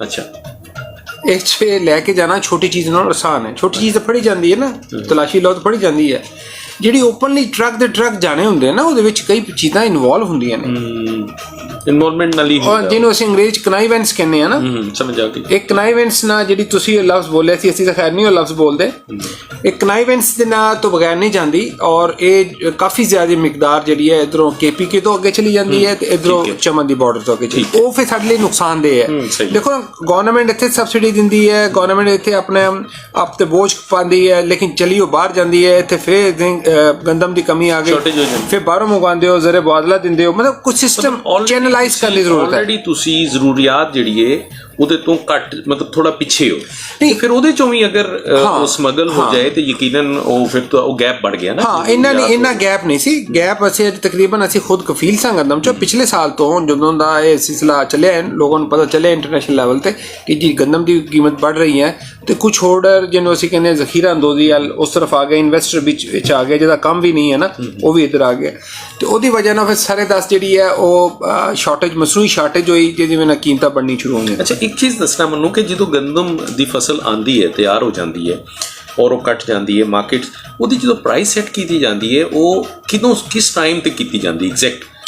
ਗੰਦਮ ਕੱਟਣ ਤੋਂ ਬਾਅਦ, ਮਾਰਕੀਟ 'ਚ ਆਉਣ ਤੋਂ ਬਾਅਦ, ਜਾਂ ਹਾਲੇ ਕਿ ਸਿਰਫ ਕਿਸਾਨ ਕੋਲ ਪਈ ਹੁੰਦੀ ਹੈ ਉਦੋਂ ਡਿਸਾਈਡ ਹੁੰਦੀ ਪ੍ਰਾਈਸ? ਇਰਫਾਨ ਸਾਹਿਬ, ਇਹਦਾ ਬਿਹਤਰੀਨ ਜਿਹੜਾ ਸਿਸਟਮ ਹੈ ਉਹ ਇਹ ਹੈ ਕਿ ਜਦੋਂ ਮਸਲਾ ਹੁਣ ਪਿਛਲੇ ਸਾਲ ਜਿਹੜੀ ਗੰਦਮ ਲੱਗੀ ਹੈ ਨਾ, ਜਾਂ ਹੁਣ ਜਿਹੜੀ ਗੰਦਮ ਲੱਗ ਰਹੀ ਹੈ, ਇਹ ਜਿੰਨੇ ਜ਼ਰਈ ਮੁਦਾਖਲ ਨੇ, ਇਨਪੁਟਸ ਨੇ, ਇਹਨਾਂ ਦੀ ਕੀਮਤਾਂ ਲੈ ਕੇ ਕਰੰਟ ਪ੍ਰਾਈਸਿਸ ਤੇ ਕਾਸਟ ਆਫ ਪ੍ਰੋਡਕਸ਼ਨ ਕੱਢੀ ਜਾਂਦੀ ਹੈ। ਠੀਕ ਹੈ ਕਿ ਇੱਕ ਜ਼ਿਮੀਂਦਾਰ ਇੱਕ ਮਨ ਪੈਦਾ ਕਰੇਗਾ, ਉਹਦਾ ਕਿੰਨਾ ਖਰਚਾ ਹੈ। ਠੀਕ ਹੋ ਗਿਆ। ਉਸ ਕਾਸਟ ਆਫ ਪ੍ਰੋਡਕਸ਼ਨ ਤੇ ਫਿਰ ਉਸ ਜ਼ਿਮੀਂਦਾਰ ਦਾ ਉਹਦੀ ਅਪਰਚੁਨਿਟੀ ਕਾਸਟ, ਉਹਦੀ ਦੇਖੀ ਜਾਂਦੀ ਜ਼ਮੀਨ ਦਾ ਮਿਹਨਤ, ਉਹ ਸਾਰਾ ਦੇਖ ਕੇ ਉਹਦੇ ਉੱਤੇ ਮਾਰਜਨ ਦਿੱਤਾ ਜਾਂਦਾ ਕਿ ਇਹ ਤੇਰਾ ਪ੍ਰੋਫਿਟ ਮਾਰਜਨ ਹੈ, ਇਹ ਤੇਰੀ ਕਾਸਟ ਆਫ ਪ੍ਰੋਡਕਸ਼ਨ ਹੈ। ਮਿਸਾਲ ਦੇ ਤੌਰ ਤੇ ਜਿਸ ਤਰ੍ਹਾਂ ਹੁਣ ਉਹ 1950 ਹੋਇਆ ਹੈ, कीमत ਤਾਂ ਮੈਂ ਤੁਹਾਨੂੰ ਦੱਸ ਰਿਹਾ, ਲੇਕਿਨ ਕਾਸਟ ਆਫ ਪ੍ਰੋਡਕਸ਼ਨ ਮੇਰੇ ਕੋਲ ਸਾਰੇ ਦੱਸ ਨਹੀਂ ਹੈ, ਲੇਕਿਨ ਮੈਂ ਇੱਕ ਬਾਲ ਪਾਰ ਫਿਗਰ ਅੰਦਾਜ਼ਨ ਦੱਸ ਰਿਹਾ ਕਿ ਜੀ ਉਹ ਕਹਿੰਦੇ ਜੀ ਤੁਹਾਡੀ ਕਾਸਟ ਆਫ ਪ੍ਰੋਡਕਸ਼ਨ ਜਿਹੜੀ ਹੈ ਉਹ 1500 ਰੁਪਏ ਮੰਨ ਹੈ। ਠੀਕ ਹੈ, ਇੰਨੀ ਤੁਹਾਡਾ ਖਰਚਾ ਹੈ, ਤੁਹਾਡਾ ਮਿਹਨਤ ਵੀ ਪਾ ਲਈ ਹੈ, ਜ਼ਿਮੀਂਦਾਰ ਬਿਆਨਾ ਸ਼ਾਨਾ ਸਾਰਾ ਪਾ ਕੇ, ਰੈਂਟ ਸ਼ੈਂਟ ਜ਼ਮੀਨ ਦੀ ਪਾ ਕੇ, ਤੇ 1500 ਸਾਡੀ ਪ੍ਰੋਡਕਸ਼ਨ ਹੈ, ਤੁਹਾਨੂੰ ਅਸੀਂ 450 ਰੁਪਏ ਮਨ ਪਿੱਛੇ ਪ੍ਰੋਫਿਟ ਦੇ ਰਹੇ ਹਾਂ। ਠੀਕ ਹੈ, ਠੀਕ ਹੋ ਗਿਆ। ਇਸ ਤਰ੍ਹਾਂ ਬੁਨਿਆਦੀ ਤੌਰ ਤੇ ਜਦੋਂ ਰੇਟ ਫਿਕਸ ਹੁੰਦਾ ਹੈ, ਇਹ ਕਾਸਟ ਆਫ ਪ੍ਰੋਡਕਸ਼ਨ ਨਾਲ ਲਿੰਕ ਹੁੰਦਾ ਹੈ। ਠੀਕ ਹੈ, ਜਿਸ ਤਰ੍ਹਾਂ ਹੁਣ ਵੀ ਅਨਾਉਂਸ ਹੋਇਆ ਹੈ, ਇਹਦੇ ਵਿੱਚ ਕਾਸਟ ਆਫ ਪ੍ਰੋਡਕਸ਼ਨ ਦੇਖੀ ਗਈ ਹੈ, ਉਹਦੇ ਪੂਰੇ ਮੁਲਕ ਚ ਲਿਆ ਜਾਂਦਾ ਹੈ। ਉਹਦੇ ਚ ਬਹਾਵਲ ਨਗਰ ਵੀ ਸ਼ਾਮਲ ਹੈ, ਠੀਕ ਹੈ, ਲਾਹੌਰ ਦਾ ਰੈਂਟ ਵੀ ਸ਼ਾਮਲ ਹੈ ਜਿਹਨੂੰ ਤੁਸੀਂ ਠੇਕਾ ਕਹਿੰਦੇ ਹੋ, ਸਿੰਧ ਦਾ ਵੀ ਸ਼ਾਮਲ ਹੈ, KP ਦਾ। ਹਾਂ, ਫੈਕਟਰਸ ਜਿਹੜੇ ਇਨ ਕੀਤੇ ਜਾਂਦੇ ਨੇ, ਉਹਨਾਂ ਨੂੰ ਇਨ ਕੀਤਾ ਜਾਂਦਾ ਹੈ, ਫਿਰ ਉੱਤੇ ਵਰਕਿੰਗ ਹੁੰਦੀ ਹੈ। ਇਸ ਤਰ੍ਹਾਂ ਉਹਦੀ ਕਾਸਟ ਆਫ ਪ੍ਰੋਡਕਸ਼ਨ ਕੈਲਕੂਲੇਟ ਕਰਕੇ ਫਿਰ ਉਹਨੂੰ ਪ੍ਰੋਫਿਟ ਦਿੱਤਾ। ਕੋਈ ਇੱਕ ਏਰੀਆ ਇਹ ਨਹੀਂ ਕਹਿ ਸਕਦਾ, ਕੋਈ ਇੱਕ ਇਲਾਕਾ ਇਹ ਨਹੀਂ ਕਹਿ ਸਕਦਾ ਕਿ ਸਾਨੂੰ ਫੇਵਰ ਨਹੀਂ ਮਿਲੀ। ਨਹੀਂ, ਉਹ ਪੋਸੀਬਲ ਨਹੀਂ ਹੈ, ਕਿਉਂਕਿ ਹਰ ਚੀਜ਼ ਨੂੰ ਸਾਹਮਣੇ ਰੱਖ ਕੇ, ਹਰ ਚੀਜ਼ ਨੂੰ KPK ਦਾ ਰਕਬਾ ਹੈ ਉਹਨੂੰ ਵੀ ਸਾਹਮਣੇ ਰੱਖਿਆ ਗਿਆ। ਠੀਕ ਹੋ ਗਿਆ। ਸਿੰਧ ਦਾ ਏਰੀਆ, ਉੱਥੇ ਠੇਕਾ ਕੀ ਚੱਲ ਰਿਹਾ, ਆਬਿਆਨਾ ਮਾਲਿਆਨਾ ਕੀ ਚੱਲ ਰਿਹਾ, ਉੱਥੇ ਫਰਟੀਲਾਈਜ਼ਰ ਦੀ ਬੀਜ ਦੀ ਕੀ ਸੂਰਤ ਹਾਲ ਹੈ, ਉਹ ਸਾਰੀ ਚੀਜ਼ਾਂ ਫੈਕਟਰ ਇਨ ਕੀਤੀਆਂ ਜਾਂਦੀਆਂ ਨੇ। ਤੇ ਉਹ ਅੰਗਰੇਜ਼ੀ ਦਾ ਮੁਹਾਵਰਾ ਜਿਹਦਾ ਤਰਜਮਾ ਹੈ ਕਿ ਤੁਸੀਂ ਹਰ ਬੰਦੇ ਨੂੰ ਹਰ ਵਕਤ ਖੁਸ਼ ਨਹੀਂ ਕਰ ਸਕਦੇ। ਖੈਰ, ਉਹਦੇ 'ਚ ਤੇ ਕੋਈ ਸ਼ੱਕ ਨਹੀਂ ਕਿ ਤੁਸੀਂ ਸਾਰੇ ਜੀ ਜਿਹੜੇ ਨੇ ਉਹ ਰਾਜ਼ੀ ਨਹੀਂ ਹੁੰਦੇ। ਅੱਛਾ, ਇਹ ਦੱਸੋ ਕਿ ਇਹ ਤੇ ਹੋ ਗਿਆ, ਉਸ ਤੋਂ ਬਾਅਦ ਇਹ ਦੱਸੋ ਕਿ FFC ਜਿਹੜਾ ਹੈ ਉਹਦਾ ਮੋਟੋ ਕੀ ਹੈ ਇਸ ਮਾਮਲੇ ਦੇ? ਇਹਦਾ ਮੋਟੋ ਸਿੰਪਲ ਹੈ ਜੀ, ਅਗਰ ਕਣਕ ਨੂੰ ਲਵਾਂਗੇ, ਮੁਲਕ ਦੀ ਖੁਦ ਕਫਾਲਤ ਔਰ ਫੂਡ ਸਿਕਿਉਰਿਟੀ ਜੀ, ਠੀਕ ਹੈ, ਔਰ ਤੀਸਰਾ ਕਾਸ਼ਤਕਾਰ ਦੀ ਪ੍ਰੋਫਿਟੇਬਿਲਿਟੀ। ਠੀਕ ਹੈ, ਦੇਖੇ ਫੌਜੀ ਫਰਟੀਲਾਈਜ਼ਰ ਦਾ ਇੱਕੋ ਮੌਕਫ ਹੈ ਕਿ ਜ਼ਰਾਤ ਨੂੰ ਸਸਟੇਨੇਬਲ ਕਰਨਾ ਔਰ ਜ਼ਿਮੀਂਦਾਰ ਦੀ ਪ੍ਰੋਫਿਟੇਬਿਲਿਟੀ बढ़ाना। ਯਾਨੀ ਜ਼ਿਮੀਂਦਾਰ ਨੂੰ ਮੁਨਾਫਾ ਬਖਸ਼ ਬਣਾਉਣਾ ਹੈ ਔਰ ਖੇਤੀਬਾੜੀ ਨੂੰ ਸਸਟੇਨੇਬਲ ਕਰਨਾ ਹੈ ਕਿ ਉਹ ਖੇਤੀਬਾੜੀ ਸਿਲਸਿਲਾ ਜਾਰੀ ਰਹੇ। ਫੌਜੀ ਫਰਟੀਲਾਈਜ਼ਰ ਦੋ ਮੋਟੋ ਨੇ, ਕਿਹੜੀ ਵੀ ਫਸਲ ਹੈ, ਉਹਦੇ ਵਿੱਚ ਇਹੀ ਹੈ ਕਿ ਜ਼ਿਮੀਂਦਾਰ ਖੁਸ਼ਹਾਲ ਹੋਵੇ, ਠੀਕ ਹੈ, ਜ਼ਿਮੀਂਦਾਰ ਖੁਸ਼ਹਾਲ ਹੋਵੇ ਔਰ ਇਹ ਮੁਲਕ ਜਿਹੜਾ ਫੂਡ ਸਿਕਿਉਰਿਟੀ, ਸੈਲਫ ਸਫੀਸ਼ੀਐਂਸੀ ਦੇ ਰਾਹ ਤੇ ਚੱਲ ਪਾਵੇ। ਅਗਰ ਉਹ ਜ਼ਿਮੀਂਦਾਰ ਖੁਸ਼ਹਾਲ ਹੋਏਗਾ, ਇਹ ਮੁਲਕ ਖੁਸ਼ਹਾਲ, ਉਹ ਆਪਣਾ ਹਿੱਸਾ ਪਾਏਗਾ, ਕਿਉਂਕਿ 65% ਜਿਹੜੇ ਇਸ ਮੁਲਕ ਦੀ ਆਬਾਦੀ ਹੈ ਉਹ ਡਾਇਰੈਕਟਲੀ ਇਨਡਾਇਰੈਕਟਲੀ ਜ਼ਰਾਤ ਨਾਲ ਮੁੰਸਲਿਕ ਹੈ। ਜੀ ਬਿਲਕੁਲ, ਬਾਜ਼ਾਰਾਂ ਦੇ ਅੰਦਰ ਰੌਣਕ ਜਿਹੜੀ ਹੈ ਉਹ ਇਹਨਾਂ ਦੀ ਵਜ੍ਹਾ ਤੋਂ ਹੈ। ਅਗਰ ਇਹ 65% ਫਸਲ ਅੱਛੀ ਨਾ ਹੋਵੇ ਤੇ ਜ਼ਿਮੀਂਦਾਰ ਮਾਰਕੀਟ 'ਚ ਨਹੀਂ ਆਉਂਦਾ, ਔਰ ਯਕੀਨ ਕਰੋ ਸ਼ਹਿਰ ਦੇ ਲੋਕ ਜਿਹੜੇ ਨੇ, ਬਿਜ਼ਨਸਮੈਨ ਲੋਕ ਨੇ, ਉਹ ਡਿਸਟਰਬ ਹੋ ਜਾਂਦੇ ਨੇ। ਔਰ ਅਗਰ 65% ਜਿਹੜੇ ਆਬਾਦੀ ਉਹ ਖੁਸ਼ਹਾਲ ਨਹੀਂ ਹੋਏਗੀ ਤਾਂ ਮੁਲਕ ਕਿਸ ਤਰ੍ਹਾਂ ਖੁਸ਼ਹਾਲ? ਦੇਖੋ, ਜ਼ਿਮੀਂਦਾਰ ਨੇ 65% ਇਕਨੋਮਿਕ ਐਕਟੀਵਿਟੀ ਹੈ ਨਾ ਜੀ, ਇਹ ਇਕਨੋਮਿਕ ਐਕਟੀਵਿਟੀ ਨਾਲ ਜਦੋਂ ਆਪਣਾ ਇਸ ਐਕਟੀਵਿਟੀ ਦਾ ਹਿੱਸਾ ਪਾਉਂਦਾ ਇਸ ਮੁਲਕ ਦੇ ਵਿੱਚ ਤੇ ਡੈਫੀਨੇਟਲੀ ਦੇਖੋ ਨਾ ਕਿ 65% ਲੋਕ ਖੁਸ਼ਹਾਲ ਹੋਣਗੇ ਤੇ ਇਸ ਮੁਲਕ ਖੁਸ਼ਹਾਲੀ ਦੀ ਰਾਤ ਪਏਗਾ। ਦੂਸਰਾ ਸੈਲਫ ਸਫੀਸ਼ੀਐਂਸੀ ਇਸ ਵੇਲੇ ਬਹੁਤ ਜ਼ਰੂਰੀ ਹੈ। ਠੀਕ ਹੈ। ਮਹਿਕਮਾ ਜ਼ਰਾਤ ਵੀ ਕੋਸ਼ਿਸ਼ ਕਰ ਰਿਹਾ ਔਰ ਉਹਨਾਂ ਜਿਸ ਤਰ੍ਹਾਂ ਸਲੋਗਨ ਹੈ ਕਿ ਹਰ ਜ਼ਿਮੀਂਦਾਰ ਨੂੰ 3 ਮਨ ਆਪਣੀ ਫੀ ਏਕੜ ਪੈਦਾਵਾਰ बढ़ानी है कि साडे मुल्क की औसत पैदावार जिहड़ी है ना 29 ਤੋਂ 30 मन है। ਅੱਛਾ, ਇਹ ਜਿਹੜਾ ਤੁਸੀਂ 3 ਮਨ ਪੈਦਾਵਾਰ ਔਸਤਨ बढ़ाਉਣ ਦਾ ਟਾਰਗੇਟ ਹੈ ਇਹ ਕਿਦੋਂ ਤੋਂ ਕਿਦੋਂ ਤੱਕ ਹੈ ਜੀ? ਅਸੀਂ ਇਹ ਜਿਹੜੀ ਮੌਜੂਦਾ ਗੰਦ ਸੋਇੰਗ ਹੈ ਨਾ ਜਿਹੜੀ ਉਹਦੇ ਵਿੱਚ ਹਕੂਮਤ ਦਾ ਇੱਕ ਹੈ, ਜਿਸ ਇਮਰਾਨ ਖਾਨ ਦਾ ਵਿਜ਼ਨ ਉਹਨੇ ਵੀ ਟੀਵੀ ਤੇ ਅਨਾਉਂਸ ਕੀਤਾ ਕਿ ਹਰ ਜ਼ਿਮੀਂਦਾਰ ਨੂੰ 3 ਮਨ ਫੀ ਏਕੜ बढ़ानी ਚਾਹੀਦੀ ਹੈ। साड़ी मुल्क की औसत पैदावार 29 ਤੋਂ 30 मन है। अच्छा, 29 मन है। ठीक है। अगर असी ਉਹਨੂੰ 1 मन 29 ਤੋਂ 30 ਕਰ ਲਈਏ ਤੁਹਾਨੂੰ ਪਤਾ ਕਿੰਨੀ ਅਸੀਂ ਵਾਫਰ ਕਣਕ ਅਸੀਂ ਪੈਦਾ ਕਰ ਲਾਂਗੇ? ਬਹੁਤ ਜ਼ਿਆਦਾ। ਮੈਂ ਕਹਿੰਦਾ ਉਸ ਕੇਸ ਦੇ ਵਿੱਚ ਮੈਂ ਤੁਹਾਨੂੰ ਕੈਲਕੂਲੇਸ਼ਨ ਕਰਕੇ ਵੀ ਦੱਸ ਦਿੰਦਾ ਕਿ 1 ਮਨ ਨਾਲ ਕਿੰਨਾ ਇੰਪੈਕਟ ਹੋਏਗਾ। ਲੇਕਿਨ ਗਵਰਨਮੈਂਟ ਦਾ ਜਿਹੜਾ ਸਲੋਗਨ ਹੈ ਉਹ ਹੈ ਕਿ 3 ਮਨ ਫੀ ਏਕੜ ਵਧਣੀ ਚਾਹੀਦੀ। ਮੈਂ ਇਸ ਚੀਜ਼ ਤੇ ਫੋਕਸ ਹਾਂ ਕਿ ਸਾਡਾ ਜ਼ਿਮੀਂਦਾਰ ਥੋੜੀ ਜਿਹੀ ਮਿਹਨਤ ਕਰਕੇ ਨਾ 1 ਮਨ ਵੀ ਵਧਾ ਲੈ। ਬੜੀ ਮੇਰਾ ਇੱਥੇ ਇੱਕ ਛੋਟਾ ਜਿਹਾ ਸਵਾਲ ਹੈ ਇਹਦੇ ਨਾਲ ਹੀ ਰਿਲੇਟਿਡ ਕਿ 3 ਮਨ ਫੀ ਏਕੜ ਤੁਸੀਂ बढ़ाਉਣਾ ਚਾਹ ਰਹੇ ਹੋ, ਗਵਰਨਮੈਂਟ ਦੀ ਵੀ ਹੈ, ਤੁਹਾਡੀ ਕੰਪਨੀ ਵੀ ਕਹਿੰਦੀ ਹੈ, FFC ਵੀ ਕਹਿੰਦੀ ਹੈ। ਉਹ 3 ਮਨ ਘੱਟ ਹੋਣ ਦੀ ਰੀਜ਼ਨ ਕੀ ਕਿ ਕਿਹੜੇ ਫੈਕਟਰਸ ਨੇ ਕਿ ਉਹ 3 ਮਨ ਜਿਹੜਾ ਉਹ ਘੱਟ ਨੇ? ਮੈਂ ਚਾਹਾਂਗਾ ਕਿ ਦਾਨਿਸ਼ ਅਲੀ ਸਾਹਿਬ ਜਿਹੜੇ ਨੇ ਉਹ ਵੀ ਸਾਡੇ ਨਾਲ ਮੌਜੂਦ ਨੇ, ਉਹ ਵੀ ਥੋੜ੍ਹਾ ਜਿਹਾ ਦੱਸਣ ਬਹਾਵਲ ਨਗਰ ਦਾ ਐਕਸਪੀਰੀਅੰਸ ਹੈ ਜਾਂ ਜਿਹੜਾ ਵੀ ਜਿਸ ਟੈਰੀਟਰੀ 'ਚ ਤੁਸੀਂ ਕੰਮ ਕੀਤਾ ਉਹ 3 ਮਨ ਘੱਟ ਮਤਲਬ ਦੇਖੋ ਨਾ ਅਸੀਂ ਟਾਰਗੇਟ ਕਰ ਰਹੇ ਹਾਂ ਕਿ 3 ਮਨ ਫੀ ਏਕੜ ਜਿਹੜੀ ਉਹ ਵਧਣੀ ਚਾਹੀਦੀ ਹੈ ਇਸ ਟੈਨਿਓਰ ਦੇ ਅੰਦਰ। ਇਹਦਾ ਮਤਲਬ ਹੈ ਕਿ ਗਵਰਨਮੈਂਟ ਦੇ ਨਜ਼ਦੀਕ ਜਾਂ ਇਹਨਾਂ ਕੰਪਨੀਜ਼ ਦੇ ਨਜ਼ਦੀਕ ਜਿਨ੍ਹਾਂ ਦੀ ਰਿਸਰਚ ਵਰਕ ਹੈ, ਜਿਨ੍ਹਾਂ ਦਾ ਪੂਰਾ ਇਹਦੇ ਤੇ ਹੋਮਵਰਕ ਹੈ, ਉਹਨਾਂ ਦੇ ਨਜ਼ਦੀਕ 3 ਮਨ ਘੱਟ ਹੈ। ਉਹਨਾਂ ਰਿਸੋਰਸਿਸ ਦੇ ਨਾਲ ਹੀ ਉਹ 3 ਮਨ ਵਧਾਏ ਤੇ ਉਹ ਕੀ ਵਜ੍ਹਾ ਹੈ? ਉਹ ਕਿਹੜੇ ਫੈਕਟਰਸ ਨੇ ਜਿਨ੍ਹਾਂ ਦੀ ਵਜ੍ਹਾ ਤੋਂ ਅਸੀਂ ਉਹ ਹੁਣ ਤੱਕ ਉਹ ਅਸੀਂ ਪਿੱਛੇ ਹਾਂ? ਜੀ ਸਰ ਬਿਲਕੁਲ। ਇੱਕ ਤੇ ਇਹਦੇ ਬਾਰੇ ਮੈਂ ਥੋੜਾ ਜਿਹਾ ਪਹਿਲੇ ਦੱਸ ਦਵਾਂ ਕਿ ਨਾ ਸਿਰਫ 3 ਮਨ ਬਲਕਿ ਸਾਡੀ ਪੈਦਾਵਾਰ ਤੋਂ ਜਿਹੜਾ ਪੋਟੈਂਸ਼ੀਅਲ ਹੈ ਉਹ ਬਹੁਤ ਜ਼ਿਆਦਾ ਮੌਜੂਦ ਹੈ। ਸਾਡੇ ਕੋਲ ਪਾਕਿਸਤਾਨ ਦੇ ਵਿੱਚ ਉਹ ਕਣਕ ਦੀਆਂ ਵੈਰਾਈਟੀਆਂ ਵੀ ਮੌਜੂਦ ਨੇ ਜਿਨ੍ਹਾਂ ਦਾ ਪੈਦਾਵਾਰੀ ਸਲਾਹੀਅਤ 80 ਮਣ ਤੱਕ ਹੈ। 80 ਮਣ ਤੱਕ। ਔਰ ਸਾਡੇ ਜਿਹੜੇ ਬਹੁਤ ਸਾਰੇ ਤਰੱਕੀ ਪਸੰਦ ਕਾਸ਼ਤਕਾਰ ਨੇ ਉਹ ਤਕਰੀਬਨ 75 ਮਣ 74 ਮਣ 76 ਮਣ ਤੱਕ ਵੀ ਪੈਦਾਵਾਰ ਲੈ ਰਹੇ ਨੇ। ਬਲਕਿ ਜ਼ਿਲ੍ਹਾ ਬਹਾਵਲ ਨਗਰ ਦੀ ਗੱਲ ਕਰਾਂਗੇ, ਪਿਛਲੇ ਸਾਲ ਜ਼ਿਲ੍ਹਾ ਬਹਾਵਲ ਨਗਰ ਦੇ ਕਾਸ਼ਤਕਾਰ ਨੇ ਪੰਜਾਬ ਦੇ ਵਿੱਚ ਤੀਸਰੀ ਪੋਜੀਸ਼ਨ ਹਾਸਲ ਕੀਤੀ ਸੀ ਕਣਕ ਦੇ ਪੈਦਾਵਾਰੀ ਤੌਰ ਤੇ। 74 ਮਣ ਫੀ ਏਕੜ ਪੈਦਾਵਾਰ ਲੈ ਕੇ ਤੇ ਪੋਟੈਂਸ਼ੀਅਲ ਤੇ ਮੌਜੂਦ ਹੈ। ਲੇਕਿਨ ਜਿਸ ਤਰ੍ਹਾਂ ਜ਼ਾਹਿਦ ਸਾਹਿਬ ਨੇ ਦੱਸਿਆ ਕਿ ਅਗਰ ਅਸੀਂ ਸਿਰਫ ਇਮਰਾਨ ਖਾਨ ਸਾਹਿਬ ਦੇ ਵਿਜ਼ਨ ਦੇ ਮੁਤਾਬਕ ਅਸੀਂ 3 ਮਣ ਵੀ ਪੈਦਾਵਾਰ ਵਧਾ ਲਈਏ ਤੇ ਸਾਡੇ ਵਾਸਤੇ ਉਹ ਵੀ ਸਫੀਸ਼ੀਐਂਟ ਹੈ। ਸਿਰਫ ਏਕੜ 'ਚ ਤੁਸੀਂ 3 ਮਨ ਵਧਾ ਏਕੜ ਵਿੱਚ 3 ਮਨ। ਕੀ ਬਾਤ ਹੈ। ਅੱਛਾ, ਉਹਦੇ ਪਿੱਛੇ ਵਰਕਿੰਗ ਇਸ ਤਰ੍ਹਾਂ ਕੀਤੀ ਗਈ ਕਿ ਅਸੀਂ ਕਿਹੜੇ ਪੁਆਇੰਟ ਤੋਂ ਟੈਕਲ ਕਰਕੇ ਅਸੀਂ ਉਹ 3 ਮਨ ਪੈਦਾਵਾਰ ਵਧਾ ਸਕਦੇ। ਸਹੀ ਹੈ। ਅਗਰ ਜ਼ਮੀਂਦਾਰ ਦੇ ਰਕਬੇ ਦੇ ਲੈਵਲ ਦੇ ਉੱਤੇ ਗੱਲ ਕਰੀਏ, ਸਭ ਤੋਂ ਪਹਿਲੇ ਪੈਦਾਵਾਰ ਦੀ ਟੈਕਨੋਲੋਜੀ ਜਿਹੜੀ ਲੇਟੈਸਟ ਪੈਦਾਵਾਰੀ ਟੈਕਨੋਲੋਜੀ ਹੈ ਉਹਦੀ ਕਮੀ ਹੈ। ਤੁਸੀਂ ਅੱਗੇ ਦੇਖਿਆ ਹੋਵੇਗਾ, ਅਸੀਂ ਆਪਣੇ ਬਚਪਨ 'ਚ ਦੇਖਦੇ ਹੁੰਦੇ ਸੀਗੇ ਬੁਰਜੀਆਂ ਦੇ ਉੱਤੇ ਲਿਖਿਆ ਹੋਇਆ ਹੁੰਦਾ ਸੀਗਾ ਕਿ ਦੱਬ ਕੇ ਵਾਹ ਤੇ ਰੱਜ ਕੇ ਖਾ। ਐਗਜ਼ੈਕਟਲੀ।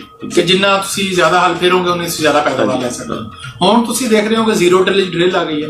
ਉਹੀ ਡਰਿਲ ਹੈ ਉਹ ਰਾਈਸ ਨੂੰ ਕੱਟ ਵੀ ਰਹੀ ਹੈ ਤੇ ਉਹੀ ਡਰਿਲ ਹੈ ਜਿਹੜੀ ਅੱਗੇ ਕਣਕ ਲਾ ਵੀ ਰਹੀ ਹੈ ਇੱਕੋ ਆਪਰੇਸ਼ਨ ਦੇ ਵਿੱਚ, ਯਾਨੀ ਕਿ ਟੈਕਨੋਲੋਜੀ ਬਦਲ ਗਈ। ਬਿਲਕੁਲ ਸਹੀ। ਇਸੇ ਤਰ੍ਹਾਂ ਜ਼ਰਾਅਤ ਵੀ ਇੱਕ ਇਵੋਲਵ ਹੁੰਦਾ ਹੈ, ਡਿਸਪਲਿਨ ਹੈ, ਰੋਜ਼ ਚੇਂਜ ਹੁੰਦਾ ਹੈ। ਇਹਦੇ ਵਿੱਚ ਕਾਫੀ ਸਾਰੀ ਨਵੀਂ ਟੈਕਨੋਲੋਜੀ ਆ ਗਈ ਹੋਈ ਹੈ। ਗੰਦਮ ਦੀਆਂ ਹਰ ਸਾਲ ਨਵੀਆਂ ਵੈਰਾਈਟੀਆਂ ਆ ਰਹੀਆਂ ਨੇ, ਬਿਹਤਰ ਫਾਰਮ ਮਸ਼ੀਨਰੀ ਆ ਰਹੀ ਹੈ, ਪੈਦਾਵਾਰੀ ਟੈਕਨੋਲੋਜੀ ਹਰ ਸਾਲ ਅਪਡੇਟ ਹੋ ਰਹੀ ਹੈ, ਖਾਦਾਂ ਦੇ ਇਸਤੇਮਾਲ ਦੇ ਬਾਰੇ ਜ਼ਿਆਦਾ ਤੋਂ ਜ਼ਿਆਦਾ ਆਗਾਹੀ ਆਉਂਦੀ ਜਾ ਰਹੀ ਹੈ।